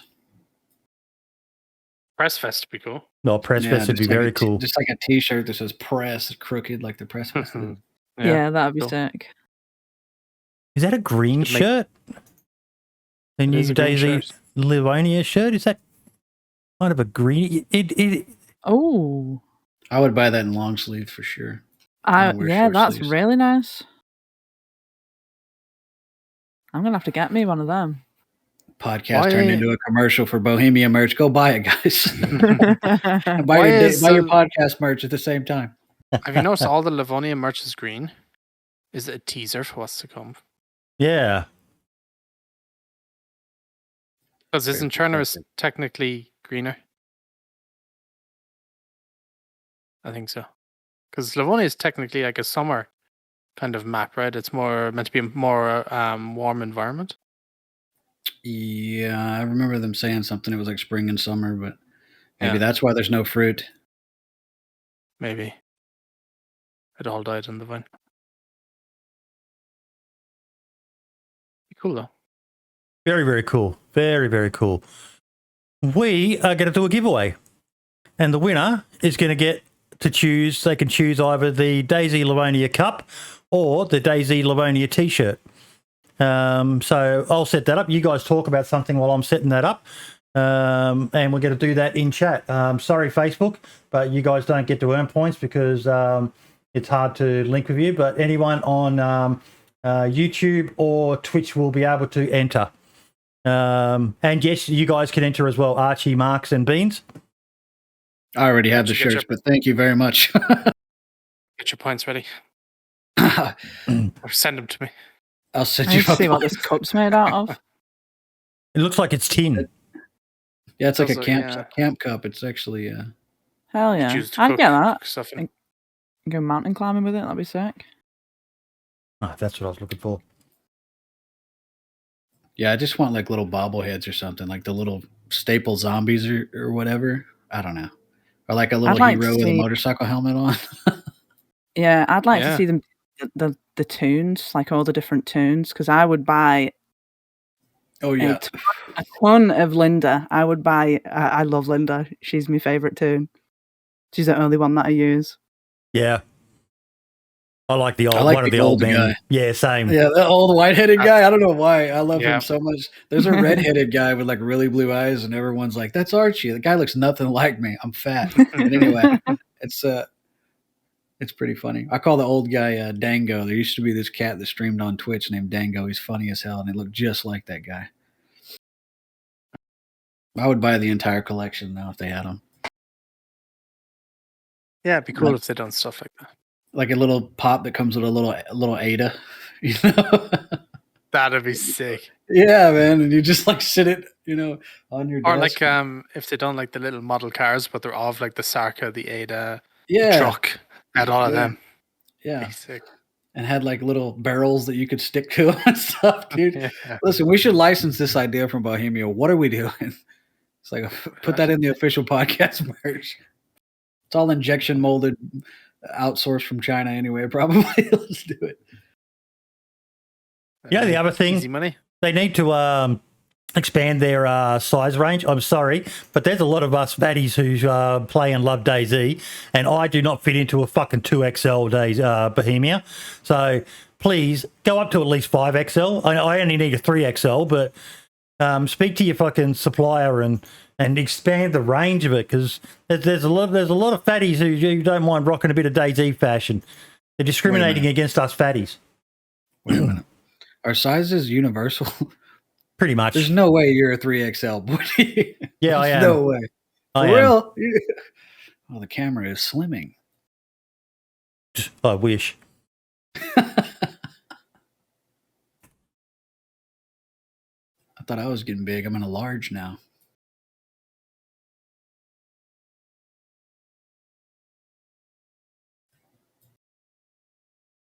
Just put some music on in the background, or like a cricket soundbite or something. Drum roll. Give us the drum roll. You will set us up eventually. There we go. I think it is live now. Your chance to win an official DayZ Livonia shirt or cup raffle has started for viewers. Use !! raffle space and then the amount of tickets between 1 to 100.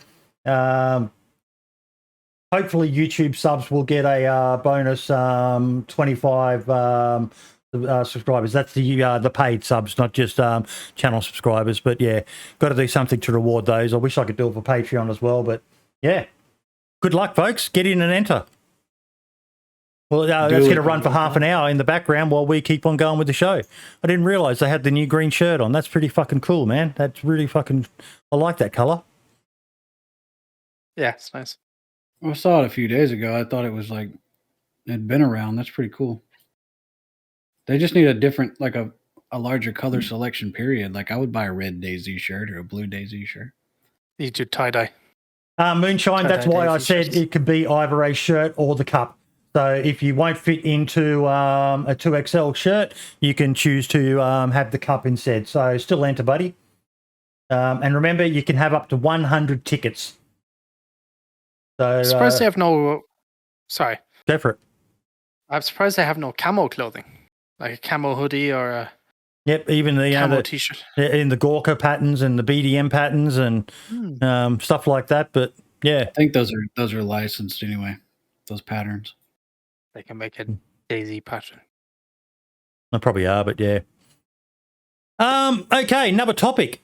Now, I had a bit of a rant on Twitter, as I'm prone to do from time to time. We need more people showcasing mods and maps, or am I just missing these? Now, I did see that the legends over at Freshborns did a video showcasing a farming mod. Did you get to see that one, Beans?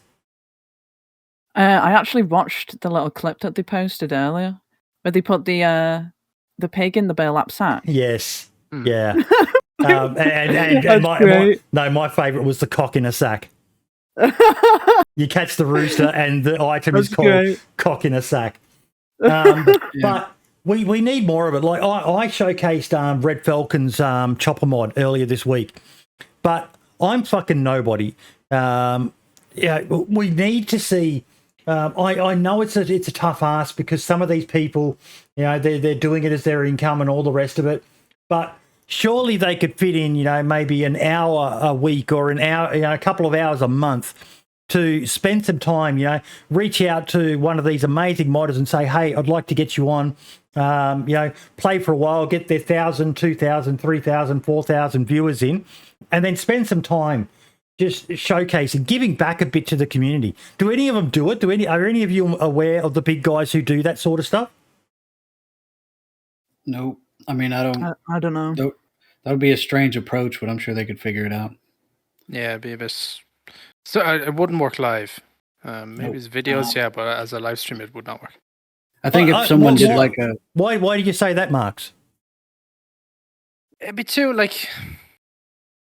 It depends on the mod, right? Because a lot of mods, like... I make the highlight videos in some mods, but it's only certain mods out there that you can kind of either stream or make a video on that'll be somewhat entertaining. You know, there's a lot of mods out there that are just like kind of quality of life changes or something very small that doesn't need a video. I don't know. I just think too many people put up barriers to why they can't do something instead of looking at why they should do something. I think what Mark's saying is it's not like live content. It wouldn't be good live content, maybe, which is yeah, it is. It's not as engrossing. I mean, there's a very small, and I'm one of them, just like you are, Bodie, % of the community that's like enthralled with mods and the talent within the modding community. You made me laugh the other day when you came into my chat and you went, "Oh, I joined chat and Bodie's talking about modders yet again." I know it's a bit of a broken record, but. I thought I was trying. I had to super chat. I had to say something, but no, I think videos like a mod of the week or something would definitely so that if people, so people who are interested in that could go to that channel, Mark's channel. I'm not going to do it, but maybe Mark's could do it. And to see the mod showcase of the week or so. I think Septic Falcon used to do that, didn't he? Yes, he did. And Scalespeeder does it as well. Scalespeeder also did a video on Red Falcon's one, but with the right mod, I get where you're coming from, Mark. With some mods, it wouldn't be doable, but with the right mod, you can do it in an entertaining fashion, like the Freshborns guys did. Beans, they made it quite a fun interactive video, didn't they? Yeah, it was great. Yeah, they had fun. They had a laugh and. I had a good chuckle watching that one. It was awesome. Cock in a sack. Fucking brilliant idea, that one. That's cool. Mod, man. That mod's been around a while. They redid it and added the pig. Yeah, I used to use that all the time because you can harvest eggs and such.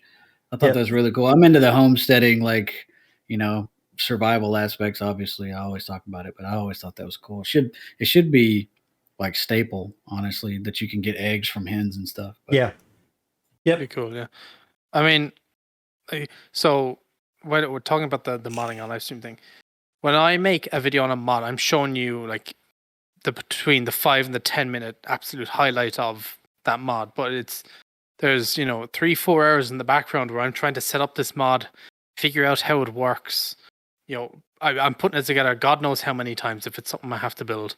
Like when I done Dumpgra's barricade mod, I spent all day working on that and testing it and stuff like that, and then it was only like the 15 minutes or whatever that I made into a video that was staged. I had it all staged and like a script written out. You mentioned Dumpgra. I liked his little video. That video was good. Yeah, that was good. But he promotes himself too, which is its newest addition. I told him to. Door barricades. 12 buildable stages. Build as little or as much as you want. Your choice. It's like those local commercials. Yes, and most static single doorways. Build as a barricade or doorway. Your choice. Even works with freestanding builds. Build how you want. Full raid system. Shoot it. Blow it up. Or melee it. Old-fashioned raiding system. New sounds for wood and metal. Barricade your door to keep them out. Repair broken parts. Only disassemble when it's not barricade or locked. New config options. Coming soon to a mod near you. Come on down to Tim's Tacos and Tanning. That's what. I actually spoke with Dumpgra, and he said that he was going for that vibe, and he also said that he took on board what we've said in the past about as much as I think some people could do more for modders, modders need to do more for themselves as well. Beans in that. They need to be doing little showcases like that because it makes it easier for someone like you to say to your chat, hey, have you guys seen Dumpgra's mod? And when you go to their website, they've got still images, which is kind of boring. But a little video like that, it's kind of fun, isn't it, Beans? Yeah, definitely. I love watching stuff like that and seeing like how things work and like what's involved with it and stuff. Mm-hmm. But like Dumpgra again said in chat, that you've been doing a lot yourself, Marks. But I think there's some people out there, and I'm not pointing names, but who could be doing more to showcase the real heroes of DayZ. I know it gets old, and I reckon there's people that get the shits of me saying it, but you know, an hour here or there isn't going to kill your viewers, and you could, you know, showcase some of the really fucking amazing stuff that's coming out. You know, even like the new maps. And I don't think a lot of people will do it. Like, it's there's a lot of work that goes into it behind the scenes to make a video like that. That's your niche, man.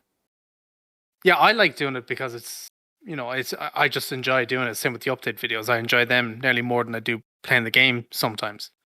But a lot of people don't. They just prefer to go, you know, to play the game and get content that way. Like, we went on to play Barrington, new map that came out. Me and Facility went to play it, and I was like, oh, I'll record like I do when, like, most of the time I play DayZ. And we ran around on it. I was like, well, if there's any good content here, I'll make a video out of it. And we ran around for nearly 2 hours and didn't see a single person, and the map wasn't very good either. And it's like, well, I can't do anything with that. So it's just 2 hours of time and footage. Then that's just been kind of. But that's it. That's just the nature of DayZ. Yeah, even if you were just playing, unless you're making scripted content, which is still challenging. It's not easy to do. But DayZ's a hard game to make content for, Beans. You can be on a high pop server and see no one. You could be on a low pop server and not bother to hit record, and you just seem to bump into everyone. It's just that's a bit of the nature of the beast. DayZ's a hard game. I will say, like, I think people, even if they do get sick of hearing you say it, Bodie, modders are integral to the point where, like, basically all the devs are doing right now is taking the most popular mods and then integrating them into the official canon vanilla DayZ, you know? So I don't think people really realize how integral they are to the community. And there's some crazy talented people and really, you know, approachable people like Dumpgraph, for example. I always plug him as much as I can. Well, that could have been taken out of context. I plug his mods every chance I get, especially on the stream. And anytime I need help with anything, I can DM the guy, and I'm not trying to tell people to go DM him or do whatever, harass him, but it's just tell him he's good. He's an awesome guy. There's a lot of them that are really awesome. Like the other day, I keep meaning to message him about there's a winter Livonia bug or a winter Chinaris bug where you just freeze to death even if you're standing on top of a fire. I know right now I could DM him and he'd stop whatever he's doing, which is way more important than what I'm doing most likely, and give me a fix. So, I mean, they're like the tech support of the community in a sense as well. So they do need more exposure. Definitely do. And if an hour here, like I did it the other day, it was an easy one for me to do. And I know it doesn't fit with some communities and all the rest of it, but I actually jumped on live on stream on Friday with Red Falcon, and we showcased for an hour or so what his new heli mod is capable of. And it was very easy to do. You know, with the right mod, it can be done. I understand some mods, it's not possible, but yeah. But definitely doing things, if you're a modder, like Dumpgrad did, it helps. It really helps, because that way someone can showcase it off, and you know, it's an easy way to as well. When you send the link through to if you're recommending a mod for a server, say Beans, you can send through the mod, and you can send through a little video that gives the admins a quick snapshot, so that they're not having to fuck around, just to install it on their test server to try it out. But they can watch a video and go, oh, yeah, that would actually fit with the ethos that we're trying for, or not, Beans. Yeah. As well, before I move off this topic, you're on about saying Fresh Spawns on the video. Fresh Spawns have been doing a lot of mod showcases, even like last year and everything as well. They've done quite a lot over time. So that wasn't like their first video or anything like that where they showcase mods. They do a lot of them as well. So they are another big channel that does them. I don't know if there's many out there. Is there many that do that? All I know of is you and Septic Falcon, and then this podcast, which would be the place to do it. Scale Speeder. Scale Speeder. I keep meaning, sorry, Scale. And Fresh Spawns as well. Then. And the thing I like with Scale Speeder is he's also doing console modding. which Yeah. whilst it's That's not what I as in associate depth as PC stuff, there's still some fucking cool shit happening. It will And be. that's what I'm hoping to get more of. For this year, I've decided we're going to spend more time. I can call out other people to be doing more of it, but we can, and now we are trying to do more of showcasing modding on the podcast. We've got a decent platform for it, so lead by example. Yep, exactly. Shug Dog, you can enter another 95 times, mate. So anyone else who wants to enter, there's over 50 people watching. All of you can enter. Just exclamation mark raffle and how many points you want to use. You've got 18 minutes left, folks. What are we giving away, Boyd? We are giving away a DayZ Livonia t-shirt, or if you don't fit into 2XL, the DayZ Livonia cup that's on the official website. This isn't some shitty DayZ podcast crap. This is official BI licensed merch. Damn, I want that cup. I like that cup. That cup's nice. Very I'll nice. buy it for you. Okay. Now, someone mentioned it in chat before. DayZ lore video. I'll play the intro. DayZ Standalone's lore is primarily based on the events that transpired prior to the outbreak. Currently, there is little to no information regarding the cause of the outbreak, as all of the events post-outbreak are intentionally avoided. Players assume the role of creating their own story based on foundations of the post-outbreak lore in Chernarus or Livonia, among other maps. DayZ Standalone is set in the northeastern province of South Zagoria. I'm going to pause it because I don't like showing full videos. We're not going to watch all 22 minutes of it. I will post a link to this in chat. I highly encourage people to go watch this themselves. It is a fantastic video. He's also got a really good speaking style, doesn't he, Archie? Are you just asking me that because he also has a hillbilly accent? Or no, he's definitely. I really liked it, and I'm a big. Obviously, I'm a DayZ ad, but the lore has always fascinated me, and me and DanceofJesus. So, I was really interested in it, and it's actually very, very cool if you guys want to check it out. And if you don't want to wait through 20 minutes, put the speed on 1.5, and he'll sound like he's on meth, but you'll still get the gist of it. Yep, others have done it in the past, but it's always good to see.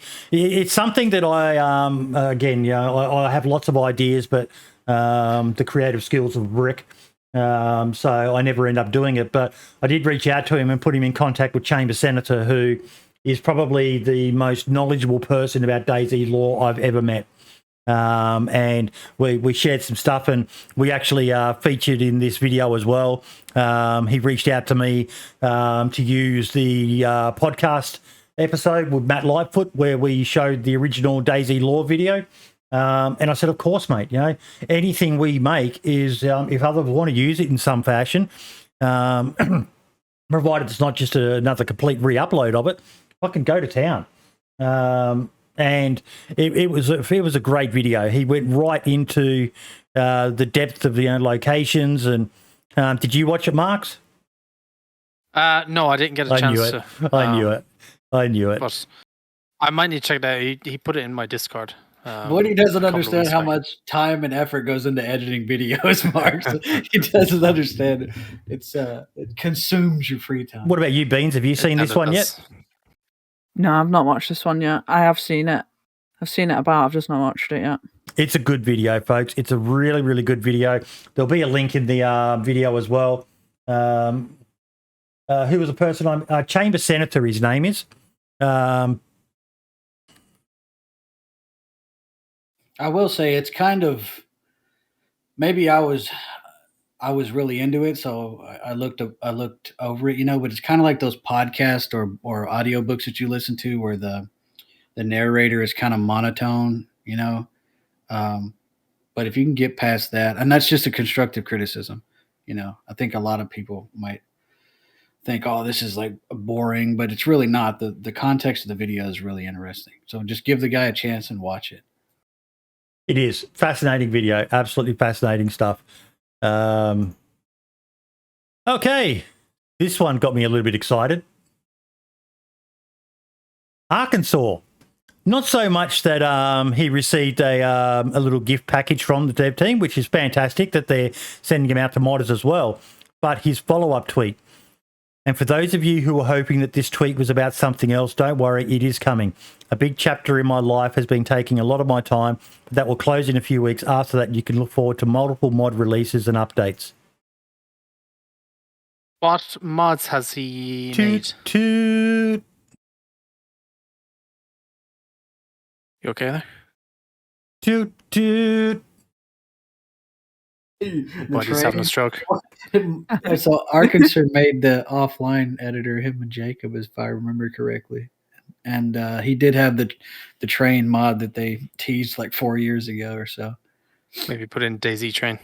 Yeah, it looked really cool. I'm not gonna lie. Oh, is this oh yeah, okay. I remember seeing this and I was like, oh, this would be quite good. But wasn't this like abandoned for years?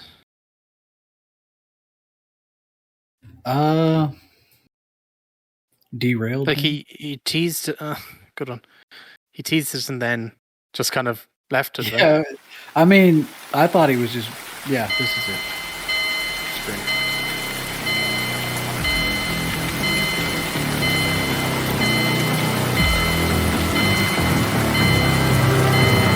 So you can apply to your AdSense.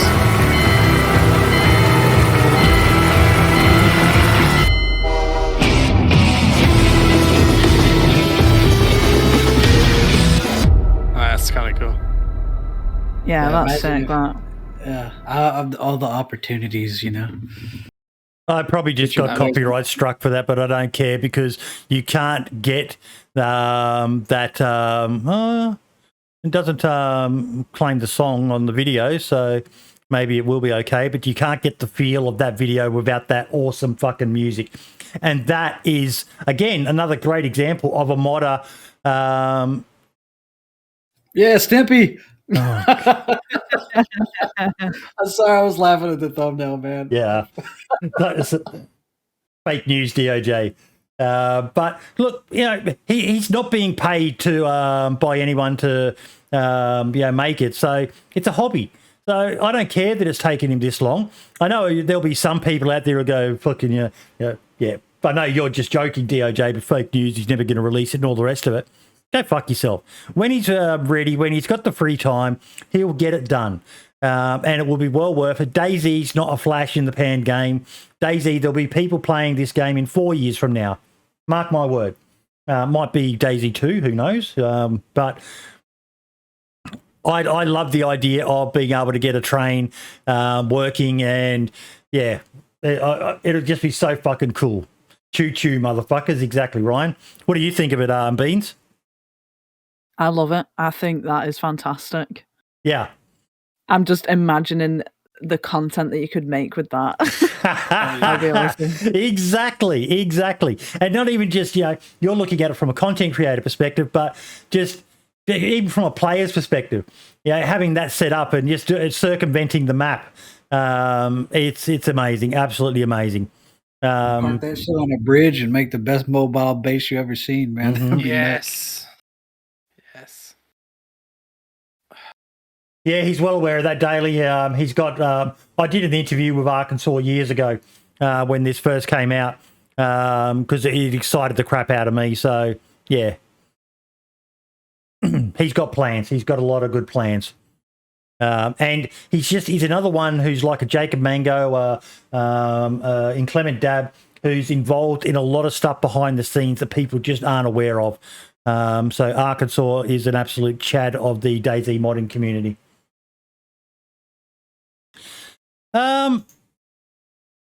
Upcoming events there. We talked about the Queens of the Castle event, but there is also a Stream Snipe event going on. Hey You video game.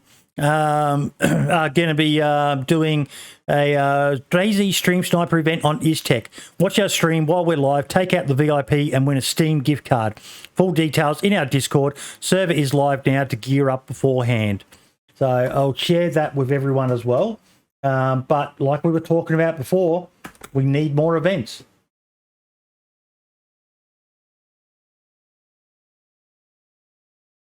And if you've got an event coming up, let us know. What were you going to say, Marks?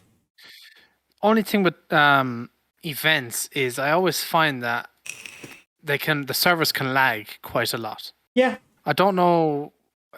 Obviously, it's a technical side on DayZ, and I don't know how you could even address it. But it seems that's always the one thing that kind of like I've done a few or played in a few events, and it's always like I'm always kind of 50-50 on actually accepting one now, because I'm like, is this going to be just so laggy that you won't be able to be able to do it? I don't think it will be for the Stream Sniper one, because if it's on a normal server, it should be fine. But yeah, I'd love to know what's the technical reason why things like that lag. They need a daddy box.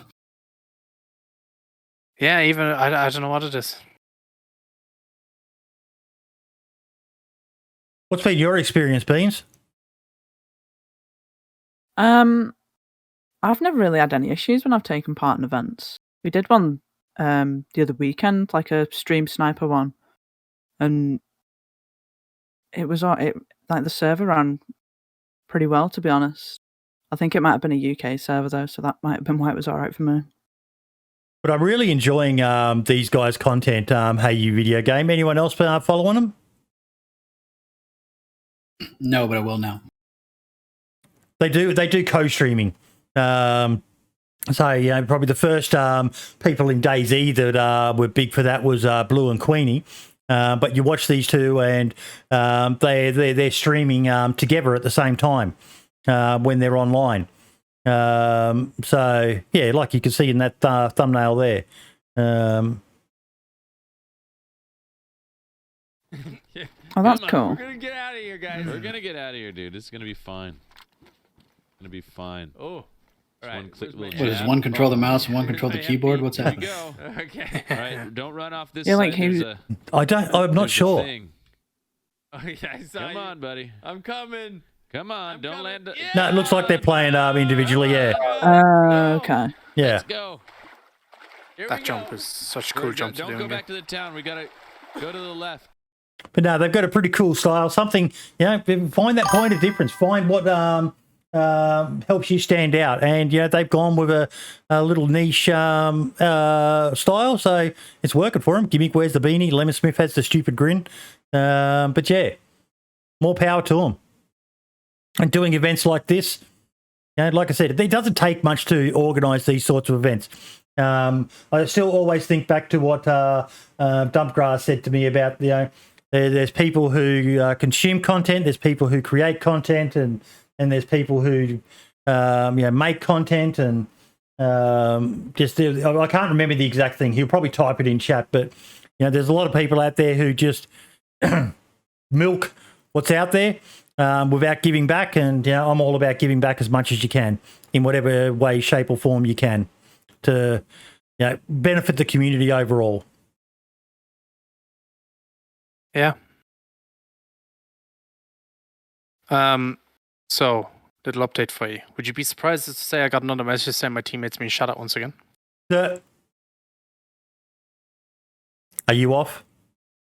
No, I'll say in the voice call, but I'm pelting towards them now again. Awesome. I was hoping that Don Sibley would have something. I haven't seen anything come out. But someone has worked out how to do DayZ VR. I saw this, yeah. So I think I saw your tweet on it. I've seen that. Has anyone spoken to anyone who's got to play it? I don't have VR equipment, so I can't. Jesus was playing DayZ in VR 2 years ago. He used to sit in Discord with us. Oh, man, these are so great. I love these, man. Oh, wow. He's Jamaican now. Yeah, I always like to do a different accent every time I do it. Piss off shit, merde. Putain. Yeah. been giving console owners there is a video, but it was very, very hard to listen to. It's basically just some loud metal rap music playing over someone, and I'm not playing that on stream, but it looks interesting. It does look very interesting.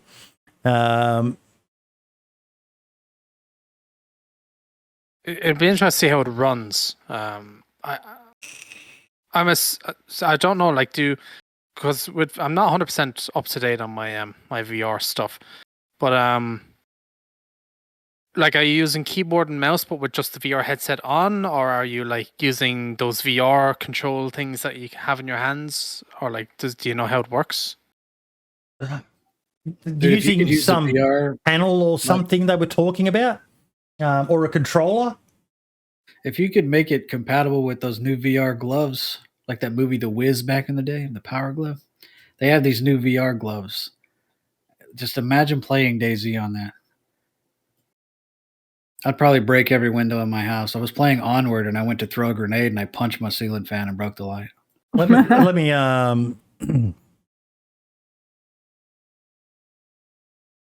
Oh, good. I've got it muted.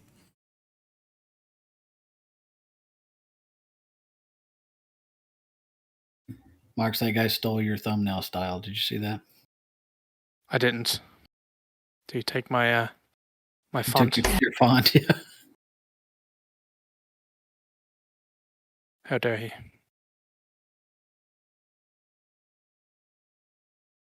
Fucking Johnny Mnemonic.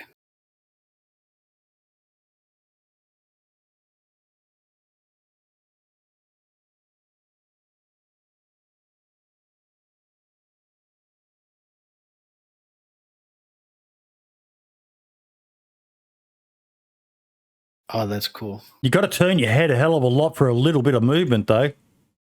Could turn the sensitivity up, though. Yeah. That's cool, though.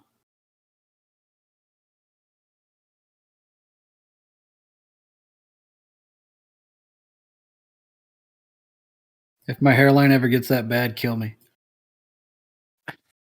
Shave it off at that point, like. Embrace the baldness.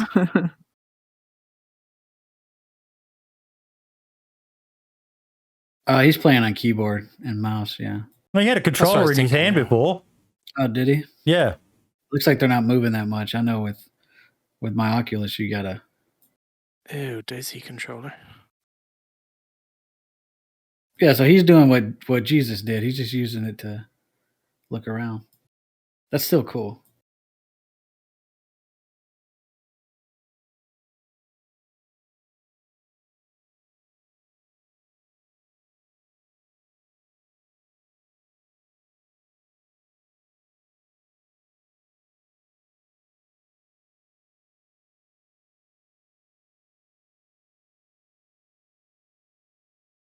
There you go. That's pretty cool. I think we got clickbaited a little bit. I'm going to be completely honest. Yeah. And he's got another video there, DayZ VR online, full tutorial, software links. I'll share that in the chat as well. So if anyone wants to go check it out, if you're into the VR stuff, there you go.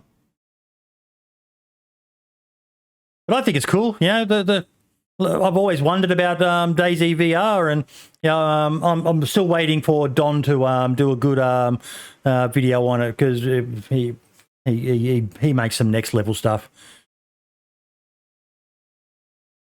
That he does, yeah. Then this is the mod that Freshborns shared out that I wanted to showcase as well. You know, for those who are into the base building servers, all the rest of it, this is a damn cool little mod. The stuff that you can do, you know, at the moment it's pretty much just limited to chicken and pigs. The pigs don't do anything once you put them in the pen, other than they become domesticated and they won't run away from you. But you know, you can't get two pigs to mate and create another pig, and yeah. But the chickens, when you feed them, there's a chance they'll lay an egg for you, which you can then cook. There's And a rooster. yeah, yes, has to be a rooster available.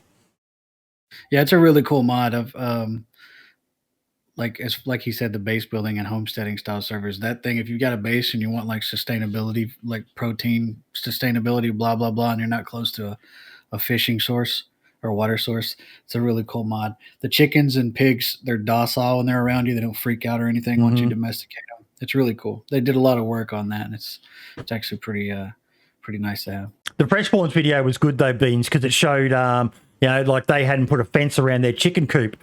And the zombies that were spawning and kept on killing their chickens, didn't they? Yeah. Yeah, the pig in their sack was made me laugh. When they looked in the end of it and it was just the pig's backside sticking out. Pig's ass. It was very, very clever thing. But yeah, a good little mod to suggest if you've got maybe a PvE or even just a base building focused server. It just adds a bit of immersion. You can role play that farmer lifestyle if you want to, and it'd be nice to see sheep done as well. And maybe someone come up with a shearing mod, and you could craft clothing, and I don't know. I'm just spitballing ideas. DayZ's a beautiful blank canvas. Yes, it is. I would love to see more bushcraft style stuff where you could just make clothing out of pelts instead of having to tan them and stuff. They haven't even re-implemented leatherworking yet, though, but still, that's got to be in the roadmap for this year. Dumpgra has a pretty cool leather making tanning mod.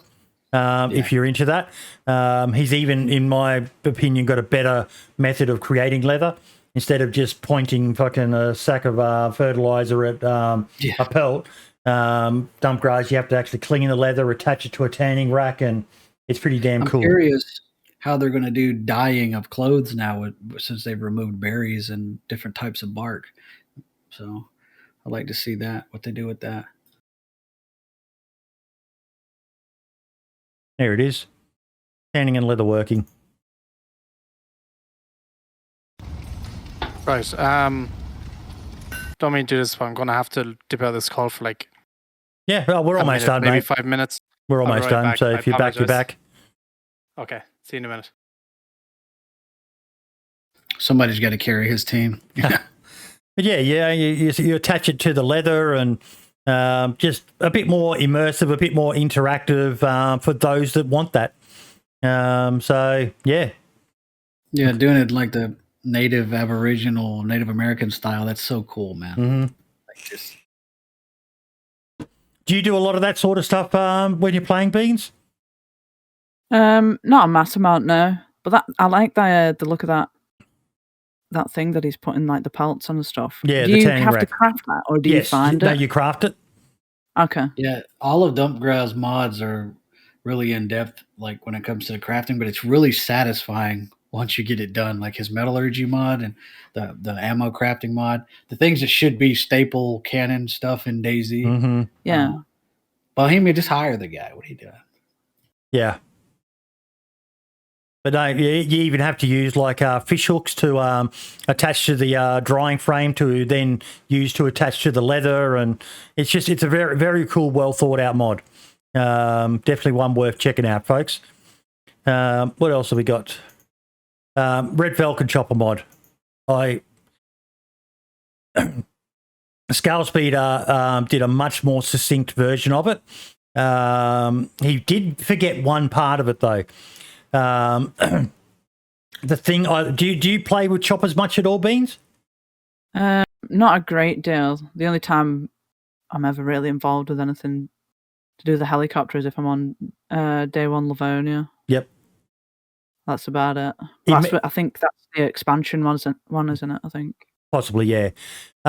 So just imagine being able to, do you know much about the Red Falcon flight mod? No. So there's a lot of people that say that choppers, like say Namols, choppers on Namols could be a bit of a waste. That'd be pretty cool for getting out to the sub and the other base that are a fair way away, but the map's just probably a bit too small.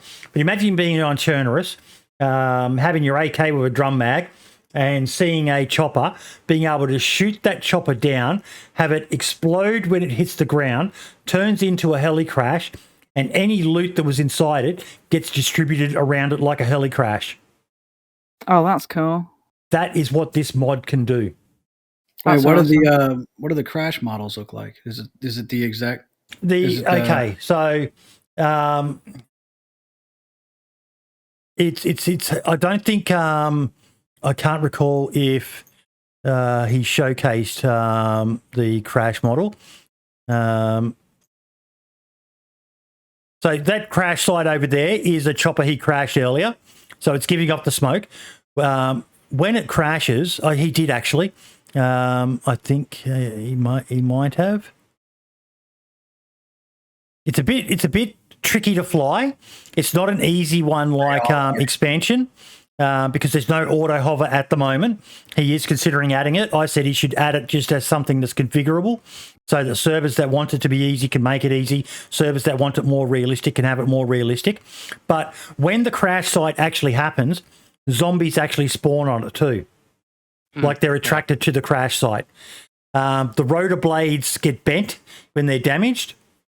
As the chopper starts getting damaged, if you don't get it to the ground and repair it, you'll actually lose control, go into a tailspin, lose altitude. It becomes harder to fly. There's a unique item.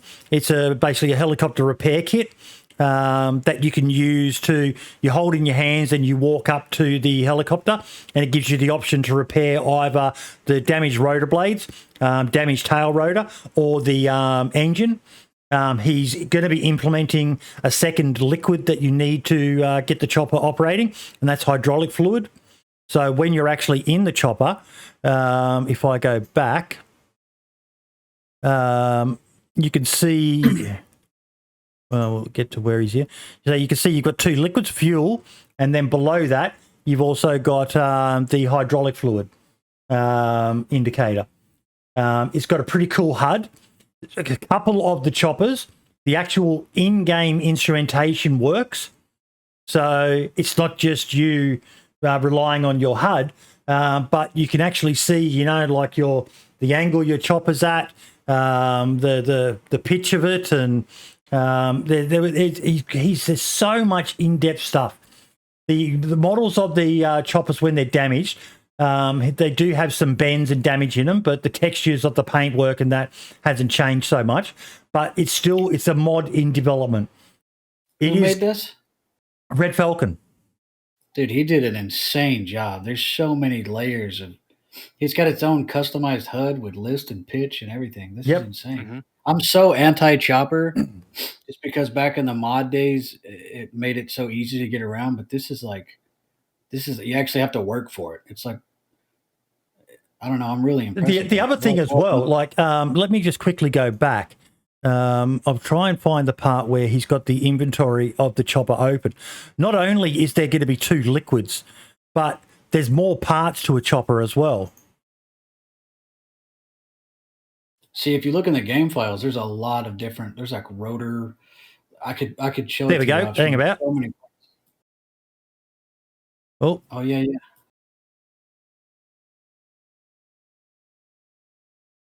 Yeah, that stuff's in the file. So you've got the battery, same as expansion, the igniter, the hydraulic hoses, the wiring, and then the lights. So it's not just like some that I've seen where it's just a battery and a igniter, but there's all these other cables and stuff that you need just to be able to get the bloody thing off the ground. He's got it set so that it will work with a certain door gunner mod, so that you can use that. But yeah, it's absolutely amazing. Now I'm going to share his Discord. We did, on behalf of the podcast community, a $30 donation to him. So only if you can, never required. He stressed that. But if you've got a few bucks that you want to say thank you to him, there's a link in his Discord to how to donate to support. Some of these models aren't cheap. He's got a Osprey model that he's working on at the moment as well. He's got a Chinook that will be coming. But yeah, so I was blown away. I spent over an hour with him and some others on the server, and I had a blast, even though my ping was in the 200s, which made flying it very challenging. But yeah.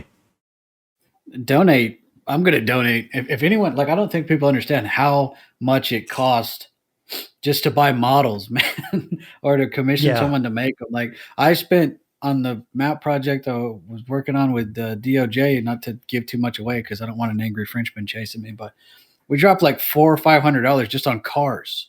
Like, it's so expensive, you know. So I'm now putting sorry, the mod's free. Just going to say the mod, he put it out there for free, so like he's not looking for a return on investment. So. Oh, there's Red Falcon in chat now. Newest update, I've released a core version of the mod, as there are folks that want to build their own heli models. Community is really taking hold. And see, that's another amazing thing. This is what I mean about what I was talking before. There are some people who you know, I'm certain Red Falcon would mind a few quid here and there, but he's giving back in that he's not saying that you will only have what I do. He's saying, here's the core of the game. Now, if you want to go in and build your own fucking helicopter, have at it, and here's the tools and how to do it. That should be applauded, folks. People like that are what we need more of in the community, not those who it's all about me. It's all about us as a community. I'm sorry, I know I'm ranting again. Sorry, KillBeanZ. But this is what I'd love to see. People who are, you know, kind of selfless like that, just interested in, you know, doing the best they can for the community as a whole. And that's fucking awesome. I'm excited to see what, I know there'll be some absolutely garish things coming out, but I don't care. You know, play DayZ however you want. Yeah, that's impressive though. Yeah. I just quickly want to tap on to BO4 pack. So if the zombies are infected, why aren't the players when they come into contact with the zombies? What caused the infection? So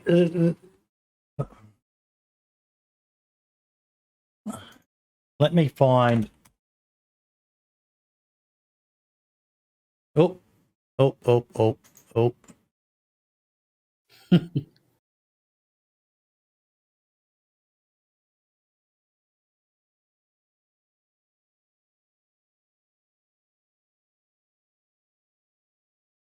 Watch this video here. Or watch the other one I shared before. But the original lore was that it was basically a rage virus. Yeah, they're not like undead zombies. They're just highly aggressive, like rabid people. And it's your survivor is supposed to be immune anyway. But yeah, that will explain a lot because he actually had the old footage and he showed it and it blew my mind. I'd never seen it before and it was really, really cool to watch. But yeah, back to Red Falcon. Absolutely fucking awesome mod, folks. And I've been sharing it as much as I can because I just think that there's a lot of potential for this chopper mod. Yeah, even like you said, Archie, you're not a huge chopper fan, but I am now. When they're interactive like this, Beans, you know, just imagine being able to shoot it down and create a crash site. Again, you're probably thinking, oh my God, the content that this will make. Yeah, that'd be awesome. I love just doing like crazy stuff with like cool mods and that, so that's awesome. Yep. Especially with this game because it's like a big sandbox and you can. And because it's in development and because he's the sort of person he is, he's really interested in feedback. Like I made some suggestions to him in the hour or so that I spoke with him. At the moment, it's pretty much, good old lad jumped into chopper and let us shoot him down. The chopper got damaged and it started plummeting to earth, but it was actually on the ground when it exploded. And the way it's set up at the moment is once it's in contact with the ground, when it's been shot out and it's ruined, basically, it will then create that explosion that kills everyone on board. I made a suggestion of that you randomize the time that the explosion actually occurs. Because yes, there's a chance. It should be more that if I don't know the capabilities of DayZ, but there is a chance that it would explode on impact, but there's also a chance it wouldn't explode on impact. So it might give time to, the people inside should take a bit of crash damage, but it shouldn't insta-kill you all the time. There should be a chance you could survive the crash to the ground. So a randomised time of when that explosion goes off. And I also suggested to him that the loot that's inside it, if possible, should also take damage. Because as you can imagine, if it's inside and scattered by the explosion, some of that shit's going to get fucked up. So if you've got a badly damaged rifle in there, there's a pretty good chance that's probably going to be ruined and not usable anymore. So that would be an interesting mechanic as well, because it also makes it then, if it's just always, if there's pristine loot will drop, then it becomes a case of, I'm just going to shoot every fucking chopper I see because I can get the loot that's in it. Whereas if there's a chance that that loot's going to get destroyed, then it becomes a risk versus reward. And I always like that element of DayZ. Everything should be, what is the risk to me versus the reward to me for the actions I'm going to take? Yeah. You like that idea, Beans? Yeah, I do. Do I choose to track the chopper, or do I just take the shot now? But when's the 50 BMG sniper rifle coming? That's an add-on to shoot down. Well, that's going to be interesting. I was wondering about that. Those anti-matter rifles, the anti-material ones, your big 50s and so on. How good are they going to be at shooting it? How a well-placed shot into the engine, which is usually on the top of these helicopters underneath the rotors. Is that going to be able to ruin it with one shot? And it's going to be stuff that's going to have to be carefully balanced by server owners. But Red Falcon is making a lot of it configurable, as much configurable as he can, which is always fantastic. Let people, set it up the way that they want it for their server. Mm-hmm. You're having him on, right? But it's not until April? Yes. You think maybe just because it's in development and he could use the support, you could bump somebody, or I don't know. Like I said, you're the host, but it seems like a good idea. Yeah, because it's got a lot of hype behind it right now. Well, Red, are you still in chat, mate, and able to jump into Discord? Because I'm certain, probably Beans has got some questions, and Archie and Mark. So,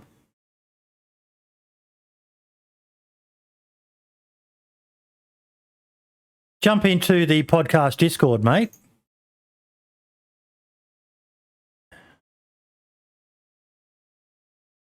Yeah, I like that a lot. I'm not a huge fan of choppers, but that right there is very in-depth. I just don't like them because every map is saturated with them these days, and that's how people are getting around. Just jump into the Hangout, and I'll give you the role so that you can join us in the channel here. What do you like about it, Beans? I just like the fact that the loot is like scattering on the floor and stuff around it. That's a really good idea. The amount of times like I've seen a helicopter crash and you just see everybody dies inside of it, and then you can never like get to the loot or whatever because they've crashed in a tree or something. There we go. G'day, mate. How you doing? I'm doing well. How you going? Good. Mate, what's the feedback been like this week since we've been hyping up your mod? Oh my God, it's been tremendous. So really happy, mate. Yeah, had huge growth on the Discord. Lots of people coming in. Lots of good feedback. Like I said, I've already got somebody that has modding experience, and mainly with the models and the graphics. And so I shared a little bit of kind of under the cover stuff, and he's going to be coming out with some heli models of his own. So that's why I released the core. So if people want to have, maybe they want to have commission developed helis that are custom to their server, and they just want to run core. They don't want to run my models. They just want theirs. Leaving that door open too. And just to clarify, no, this is completely independent of expansion. Expansion have a great heli mod. Don't get me wrong. But theirs is dependent on other parts of expansion, I believe. Whereas this is completely standalone, and everything's in this one mod. Is that right, Falcon? That is correct. That's awesome. I'm going to be shooting down helicopters just to get the fucking parts. Yeah. Yeah. Nice. And now, how are they going to be set up to spawn? So it's kind of the same with other vehicles. So I've put the configs in my Discord for Trader and Trader Plus. And then one of my community members is working on the event spawning configs. So if you're not running a trader and you just want to have them spawn around the map with various quantities of parts and various flyability, you can do that as well. I'm just playing in the background. I won't have the audio going, but just from the other day, from Friday when you and I were on, mate, or Thursday night for you. There's the Osprey model. It's not functional at the moment, but it's going to be. And will the rotors actually rotate on that when you take off? They will. So that's going to be fucking going to be cool as fuck to watch, isn't it, Archie? Yeah. Oh yeah, bro. It looks like the vertibird from fucking Fallout. Yeah, that's you did a really good job, Red. That's just insane, honestly. You've converted an elitist vanilla DayZ player to choppers. That's mission accomplished. And is go ahead. Sorry, is the one where you're hopefully down the road going to be able to make it so all the parts will spawn the gyrocopter? Yes. So that's the aspirational kind of, once I get the fleet that I already have planned built, is to make a craftable gyrocopter. That's pretty cool. Following it like Dino's Beano, I'm a huge fan of his work. So looking at a lot of the craftable things he did, doing something similar where you get a bunch of sheet metal together and bang out, and you can make the chassis or an engine or that sort of thing and build it all yourself. Maybe That's you can help him with his horses. Where's the radiator? Is that? Exactly. I love it. All those seats are going to pop down as well, folks, and you're going to be able to go inside and pick a seat to sit on. And someone's asking, can you put a car in the arse end of the Osprey? That was something I was working on when I had my Chinook on the other mod that I'm going to be bringing over into this mod. And then I think what I'm going to do is, instead of trying to futz around to make it so you drive the vehicle on, I'll just have a loader function. So you drive it up to the back, go inside, push a button, and then it just loads it on, adds it as a child object inside. Yeah, I like it. Be less glitchy if it was a child anyway. Exactly. Yeah, I had messed around with trying to have them drive it on, and it's all grand until the helicopter takes off, and then until those colliders start touching each other. Yeah. That's right, and then everybody gets damaged. So, what about? I know we talked about it on Friday or Thursday. Parachutes. Yeah. So that's reaching, but clearly, in line with the helis and the aircraft. So I know Expansion gave it a go a while back and ran into some challenges. Yeah. So I'll probably take that on, or hopefully at that point I'll have some more kind of high level modders to collab with, and we can try to tackle one of these bigger projects. Check the chat here. There's plenty of them. Yeah. Honestly, mate, our Discord is a great place. I know there's a modders Discord, but some people have said that they can be a bit funny in there. Pretty much all of the modders in the podcast Discord are legends, mate. If you reach out to any of them, they'll in any way that they can contribute, give ideas or whatever, you'll find them helping.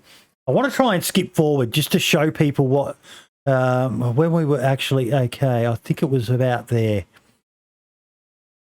Is this when we were getting ready to take off? Yes. So, just because depending on the server owner, they may want to make it more realistic, or they may want to make it so, hey, all my people understand metric. They don't know what it is or whatever. So. This one here, the panels, the instrumentation actually works on this one, doesn't it? The hoodlum. It's no, it doesn't. It's the Messerschmitt. It's the one you can see right through the window behind my head. But you are working on that one to get the instrumentation working as well. Absolutely. I want to have these as immersive as possible.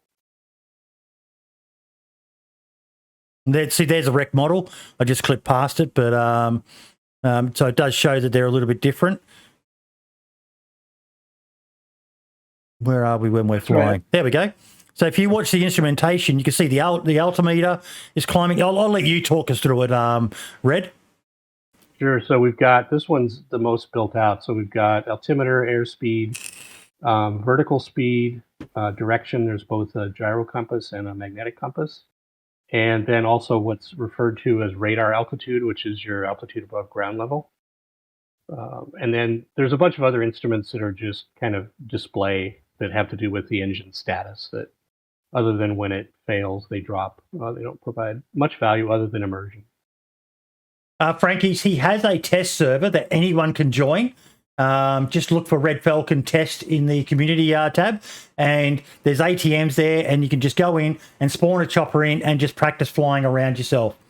So yeah, anyone can jump on it. It's not a passworded server or anything, is it, Falcon? It is not. And that's actually running the experimental branch. So any new features that I've got coming out that I've gotten past running on my desktop and not crashing the server, I load up there. So you can get a sneak peek of things. Mm-hmm. Let's see if I can find where we shoot Lad out of the sky.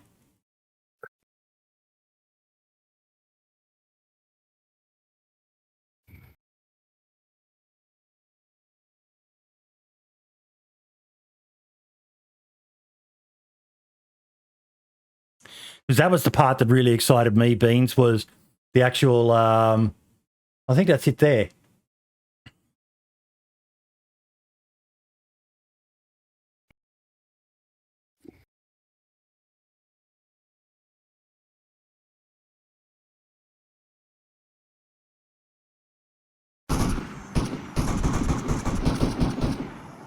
That is where you were trying to shoot me out, I think. Right.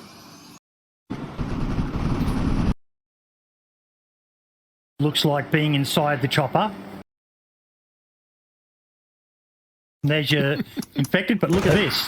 There we go. Look at what's around the chopper. That's awesome. Actually, that's pretty dope. And so those recs are additional classes that get added when you load the mod. And they can also be used in your configs for proper heli crash sites. So we've already done that on the servers that I help admin, and really to spice up the heli crash sites across the world.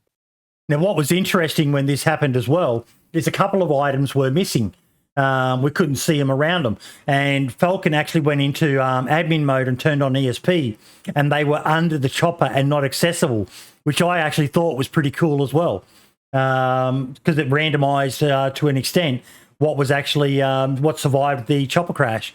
There was a crate and a hat, I think, that were underneath it or something. And yeah, but the rest of the loot was all scattered around. The player animation of when they die, they get stuck in the sitting position. Is there anything you can do about that to make that a bit more realistic? You don't scatter the bodies, or is probably probably that. Right now, all I'm doing is the function to kick them out of the heli. Yep. Just so that they're not in, because that was creating an interesting, when I got rid of the live model with people in it, suddenly they would spawn out to the middle of the ocean. So, but yeah, we'll definitely look at something like that. If they live, then they could be kind of scattered around in the various death positions. Just quickly, I'll get you to explain about the rotor blades. I asked a question of, are the rotor blades going to be something you can attach?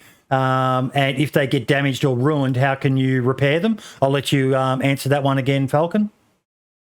Sure thing. So I made a decision early on not to do the removable rotor blades, just because it always felt a little clunky to me. And so instead, when the blades get badly damaged, they actually take on a bent look, and they're not effective. So if you lose the tail rotor, you spin out of control. If you lose the main rotor, heli won't fly. And that's when you use the toolkit or toolbox that you mentioned earlier, that you can go up and repair the heli. And I think we did this in the video where there was bent rotor blades.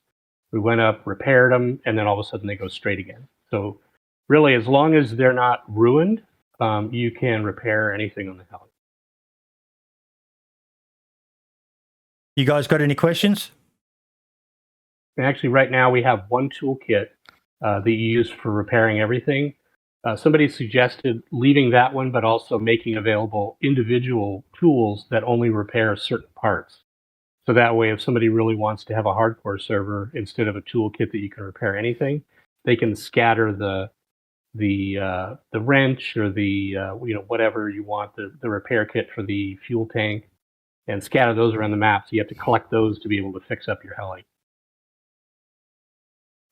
I will say it looks amazing. There's a cat that I use, that I work with. His name is Gelik, Gelik. He did the custom animations mod where people lean on things, lean up against walls.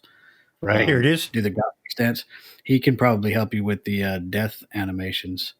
Okay. If, I can put you two guys together. That would be great. He's outstanding. Dumpgra, he's already, I'll let you explain about the fuel types. Oh, right. So right now, the helis just use the standard gasoline that you can get anywhere. But I've also got dubbed out the concept of aviation gas or avgas, so that you can use the avgas and you get full performance on the helis. If you just use regular gasoline, you get a lower performance. And then I'll probably have a gas pump or a gas truck or something like that with the aviation fuel. It'd be cool if the Northwest Airfield, so some of the fuel pumps there were, and maybe the mod adds one to the Northeast Airfield as even Bloater. I know it's not a great airstrip anymore, but that you've got 3 locations added to the map as part of the mod that allow you to refuel with aviation gas. Absolutely. Balota would work because it's a helicopter squadron anyway. That's what they repurposed it for, according to the lore or whatever. So make Balota great again. Yes. And the other thing as well, I don't know whether you guys can really see it because of the chat over it, but the mod, there you go, you're shooting at it now. The engine light just came up. So it does give you that, but it also gives you the rotor status as well. So the colour of the rotors appears like the engine light comes on when it's damaged. So if you're flying and someone's shooting at you, you're actually getting feedback on the damage that you're taking as well. What do you reckon about that, Beans? That's awesome. I just think this whole mod is incredible. You've done a fantastic job. Thank you. Thank you so much. And there's civilian style, like civilian industrial style helicopters instead of just either, like militarized or whatever. Yeah. I always wanted to see something like that, like a UN support chopper, a cargo bob or something like that. These look great. That'd be pretty cool, actually. Some UN skinned ones. Because that would stuff. Yeah, that'd make sense as well, lore-wise. Yeah. And the heli we're looking at right now, the KA-26, this is probably my favorite that I've done so far, just because it's a radial piston engine. So it doesn't sound like that typical turbine engine spin-up like you hear on the other ones. It's actually sounds like Bob's tractor when it starts. Okay, so I have a question just because I'm like 95% convinced to put this on my server, just this chopper especially. Right. When they get inside the cabin or the fuselage, are they warm? Is there like a heat buff in there? Because I run a winter Chinara server, and I know I'm going to hear people complaining about freezing to death while they're in choppers. They will get the same heat buff that they would in a car. Awesome. Perfect. Because it's hard to tell, but these are actually just cars dolled up to look like a helicopter with a little flight simulation stuck on the end. That's so cool, man. Dare I say it, better than expansion. You're telling me helicopters have been a lie all this time? It's not a lie. It's just a little show. I can't believe it. I'm uninstalling. On a refund. Just some script slapped onto a rigid body. Did I just say Santa Claus isn't real or something? Wait, what? Sorry. But no, mate, it's an amazing mod, and if you want to support more, I shared it before. The Discord, join the Discord. He's loving all the feedback he's getting, and the more feedback we can provide, obviously don't over inundate him. The man has a life to live as well. Another really cool suggestion someone made when we were streaming that he's considering is that the HUD in the game only works if you equip a chopper pilot. So the HUD that comes up on the screen when you're playing DayZ, if you put on a chopper pilot helmet, someone suggested that, which he's considering as well. So I thought that was a great idea when I heard it.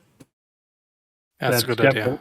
Definitely on the dev list, and obviously that'll be configurable. So if folks want to make it a little more hardcore and so forth, you require the helmet. If not, we love that immersion, don't we, Beans?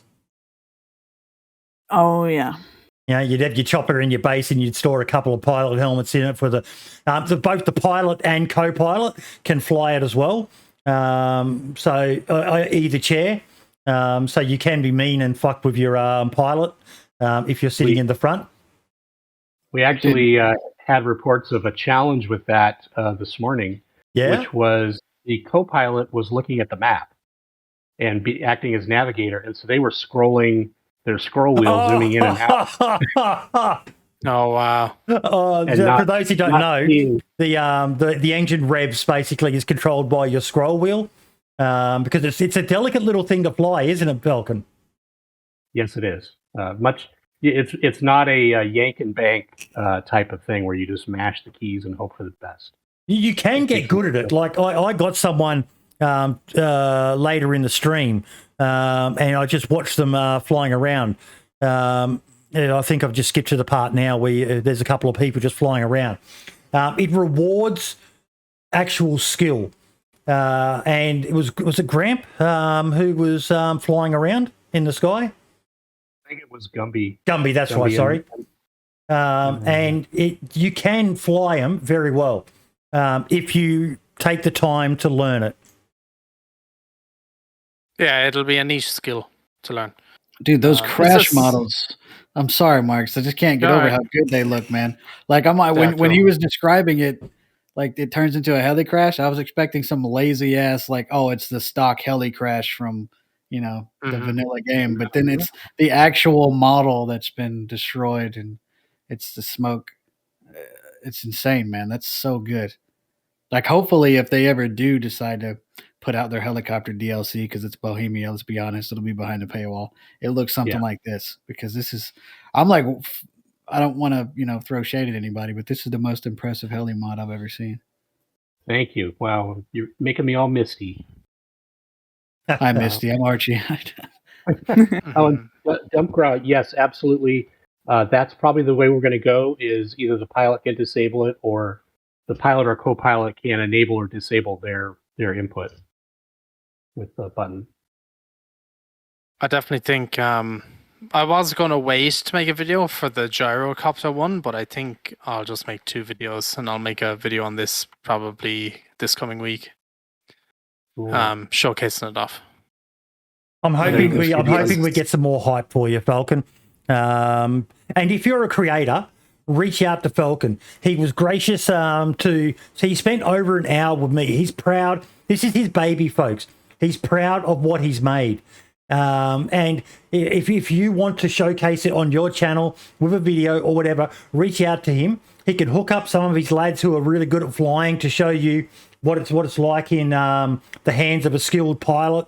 Gumby later on was doing some really cool shit. Like they actually look realistic when they take off, and when they land. You can bank land. Do some really cool shit. What's the name? What's like the nomenclature of the mod? Like the exact name? It's Red Falcon Flight System Helis. Okay, thank you. And I left it that way because I would like to do some fixed wing too. So I think the Osprey is going to be a gateway to some fixed wing, like a small Cessna, or some of these little single seaters or things like that. Are planes possible? They I don't know why they wouldn't be. I know that Expansion tried. They shot to the moon there with the C-130, and I think they ran into some issues. But had a prop plane as well from Arma 2. Right. But if planes ever come out, that'd be a groundbreaking mod. No, DOJ would lose his mind. I'm surprised he's not blowing chat up right now. I never look at chat, but like I'm sure he'd be really stoked about this. Planes and boats is another one. I'm just basically what gets me going is I'm acting as a player and playing with some of these, kind of edgy mods, and like boats. I'm just not happy with the boats that are available.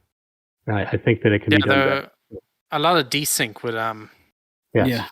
I tried that raft mod the other day, and I just had to log off because I kept getting launched into orbit.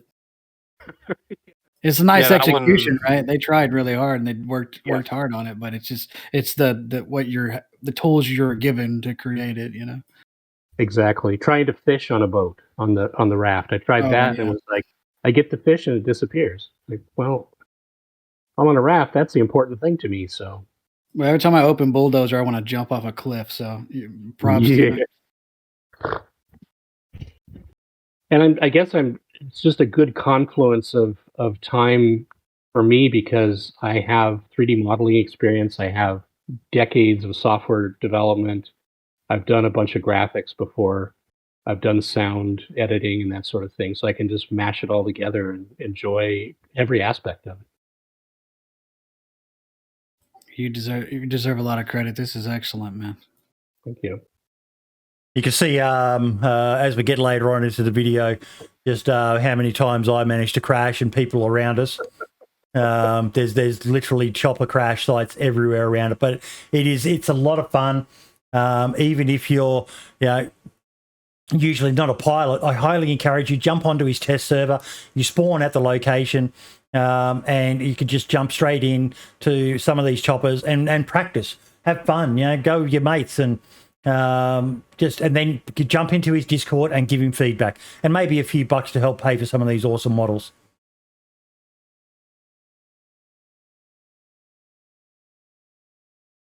It's awesome. Actually, I've had a lot of people wanting to donate models and wondering what I need, and there's some very specific requirements. So on my Discord, and the other thing is I've got 6 models already queued up to build out. So I'll be putting on my Discord where I find models that I'm interested in that I think will work, and then people can go in and then donate those, whether they want to donate the dollars for it, or I've had some people buy them and then send me the model information. Sounds like a plan. Indeed. This is Gumby just showcasing the the flying of the chopper, just how they work, and he had a little crash at one stage, but overall his flying skills was so much better than mine. He's mastered the controls, so it's a lot easier. There's still stuff to be worked on, collision with items and things like that. But if you do hit the ground hard enough, you will explode. I did that several times. And I won't just blame ping, but it was because I'm a pretty terrible pilot. But I've never really flown choppers in games before. What about joystick controllers? We talked about that, but we'll touch base on it again now. Sure. So right now, the state we're in is keyboard, mouse for the free look, and then scroll wheel for collective. I've also got default settings for controllers, so whether you're PS4 or... Sorry, how cool does that look, just flying off like that then, folks? Looks sick. And then I think next up will be mouse control. So being able to switch it to where the mouse is the cyclic. And then I'm really interested in the joystick aspect too. It's just how can we get that to properly interface with DayZ and get the inputs correct. So I'll probably be looking for folks that have some more expertise in that to give me some breadcrumbs. The other thing that I don't think I've highlighted enough, did we mention that this is 100% free? If you're saying it like it goes out of fashion. Well, it has a bit, but I'm bringing sexy back to free, I think, is what I'm working on. So free, and it's simple to install. You install it just like any other mod. That's good. That's the one thing with expansion that I think threw a lot of people away is it can be a bit of a pain to install sometimes. Yes. Now, once I'm actually going to be heads down the rest of the weekend working on the JSON config, the serializer, and the format. And I think with all these, let's customize this, that, the other thing, we're going to end up with a wall of config file for admins to deal with. So I'm trying to do it in such a way that it's intuitive and probably have some documentation, but want to make it easy to I just want to set my server this way, that way. I want the helis to work this way. I don't want to spend 2 weeks trying to understand the silly config file. Even with my ping, folks, I'm doing the basics of flying. When I say it's a bit trickier, it's not as easy as some other mods, but it's not like it's insanely fucking difficult. It's just, I crash here and that should have had me blow up. But it's a fucking good mod. Demon Forge asks, is there any limitations if using the core mod? Would it be possible to make helis that would allow the need to find rotor blades, for example? I think so. I think that if you're doing your own config CPP and you're modifying you're using a modified script to define the heli, I could see a path to where you could have detachable rotor blades if you wanted to, yes. He was also looking at the most iconic helicopter of all time, the Huey, folks. And yes, he's well aware of the need for the custom thunk thunk thunk thunk thunk sound of the blades as they go through the air. But look in chat, mate. You've got Dinos in here. You've got Demon. You've got Dumpgra. There's guys who are excited by this, mate. And I'm certain if you have any questions, you can reach out to them, or if they've got any ideas, because this is a brilliant fucking mod, mate. Unbelievable. I'm a huge fan of Dino's. Been watching his stream where he's been going through some modding stuff, and that's great content. That I'm learning as I go too. I'm faking it till I make it. So those guys have great content. Let me just grab that Discord again. And yeah, I know you've mentioned a few times the test server. I really want to encourage people to come and play on there, even if they have it set up on their own server or they're thinking about that. I have people that have come on and been on that test server for 3 and 4 hours just practicing flying helis. And why not? Exactly. Blackhawk is coming. That's another very iconic helicopter, the Blackhawk. Got a lot of sad history associated with it.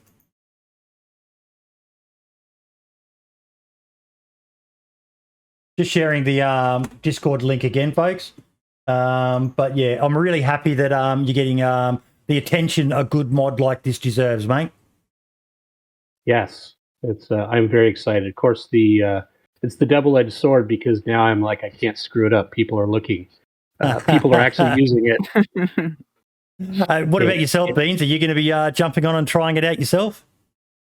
I might try it out. That's it. Honestly, dude, that is awesome.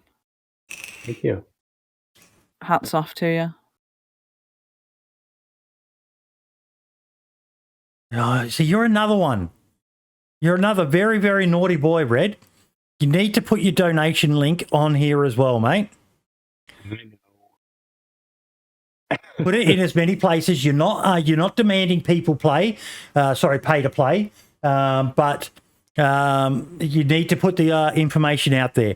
And I think we need to see about getting someone to do up a nice trailer video for you as well, mate, to showcase the beauty of this. Yeah, I completely agree. That's something that's another one where I have the skills to edit a nice video, but they are like when you're talking about dump gras, those are time intensive. Yeah, and I'd rather focus on the mod. And it's funny, you mentioned the donation part, and that's one where honestly I'm naturally I'm a little uncomfortable asking people for money. I'd rather just give it to them, but I really appreciate it. And I didn't even have any of that set up until someone was almost harassing me saying, take my money. I want to give you some. You're doing good work. So, but you're right. And I will put that up there. And I'm definitely looking at Patreon as well. Yeah. And like Dumpgrad just said, mate, don't let people rush you. Test, and test more. People will be happy to wait for a well-tested and polished push than a broken one. Keep going the way you were treating it. 100%. 100%. Hey, KillBeanZ. Yeah, definitely. I can't wait to see this live on servers. Have any servers installed it yet that you know of? Oh, absolutely. Absolutely. There's that's been the people kind of jumping in Discord after the podcast earlier in the week. Lots of people installing it. I have it on my servers, obviously. So lots of, like, I think I posted before I jumped on the stream. One of my players submitted a video where they shot down one of their buddies with the alligator rifle, which is a ridiculously high overpowered rifle, and one-shotted, and the heli just was immediately ruined, fell to the ground, blew up. Yep. So that's cool. This is a really cool mod, mate. Thank you for, and not just you, but thank you to all the modders who do stuff like this, who have an idea, see a, you know, we're not going to go into it too much, but there was always a problem with helicopters in the DayZ community. Those who know. And you've just, you know, addressed it, made something to fill that hole in the market. absolutely.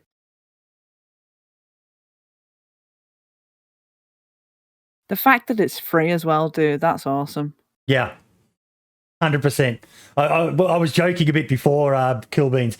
I've really been hammering that fact, you know, on Twitter. It's free. It's free. It's free. And I'm guessing you know why I'm hammering that, KillBeanZ. Yeah. That certain paid mod out there. Yeah. But this is amazing. I reckon there's probably going to be a lot of server admins going, fuck, man, if I'd only waited a month or a couple of months or so, I could have had it for free.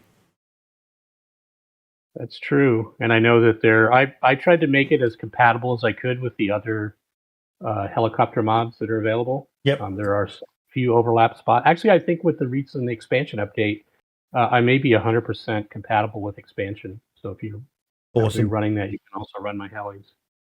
But people talking about switching from the heli mod that they have now to put mine on. In process, sick, dude. Apache, Blackhawk, Planned, Catran, Chinook, Osprey. Keep it up, mate. Keep it up. Thank you. Okay, I think we've blown enough wind up you, mate. Right then, I'll get back to my dev work. Yeah. Fucking fix your mod, mate. Fix your mod.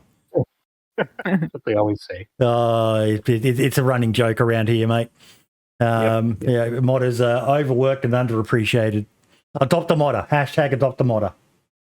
If you can spare a few bucks, folks, the process is in his Discord. It'd be greatly appreciated. Help people like him. You know, saying thank you is always nice, but you know it's the same for us streamers, isn't it, Beans and Marks? A few bucks is also always appreciated. Never required, but always gratefully appreciated. Definitely. Mm-hmm. Thank you, Falcon. Thank you. Keep it up. Thank you. Thanks for having me on again, and we should have lots of advancements when I'm on in April to talk about. Awesome. Looking forward to it, mate. Looking forward to it. Cheers, everybody. Nice, dude. Okay, that is pretty much it, folks. Beans, thank you so much. I'm glad you enjoyed that last bit at the end there. Yeah, it's been awesome. I appreciate you having me on. But being a fan for a while, mate, you've been grinding away at it. I know some people don't like using the term grind. They like to get all fluffy and say it's, you know, it's not a grind. It's you know, I do it for love and all the rest of it. But it can be a grind going. And, you know, the hats off to you as well, mate, for taking the plunge and moving platforms as well. You saw it wasn't working out for you on Twitch, so you jumped over to YouTube, and YouTube's been a lot better for you. So I'm really happy for you. Thank you. Mark's a pleasure as always. He's muted. So, and Archie had to take off. He's got a family emergency. So, KillBeanz, good luck next weekend. What's your Twitch? Oh, sorry, your YouTube channel again? Let's grab it.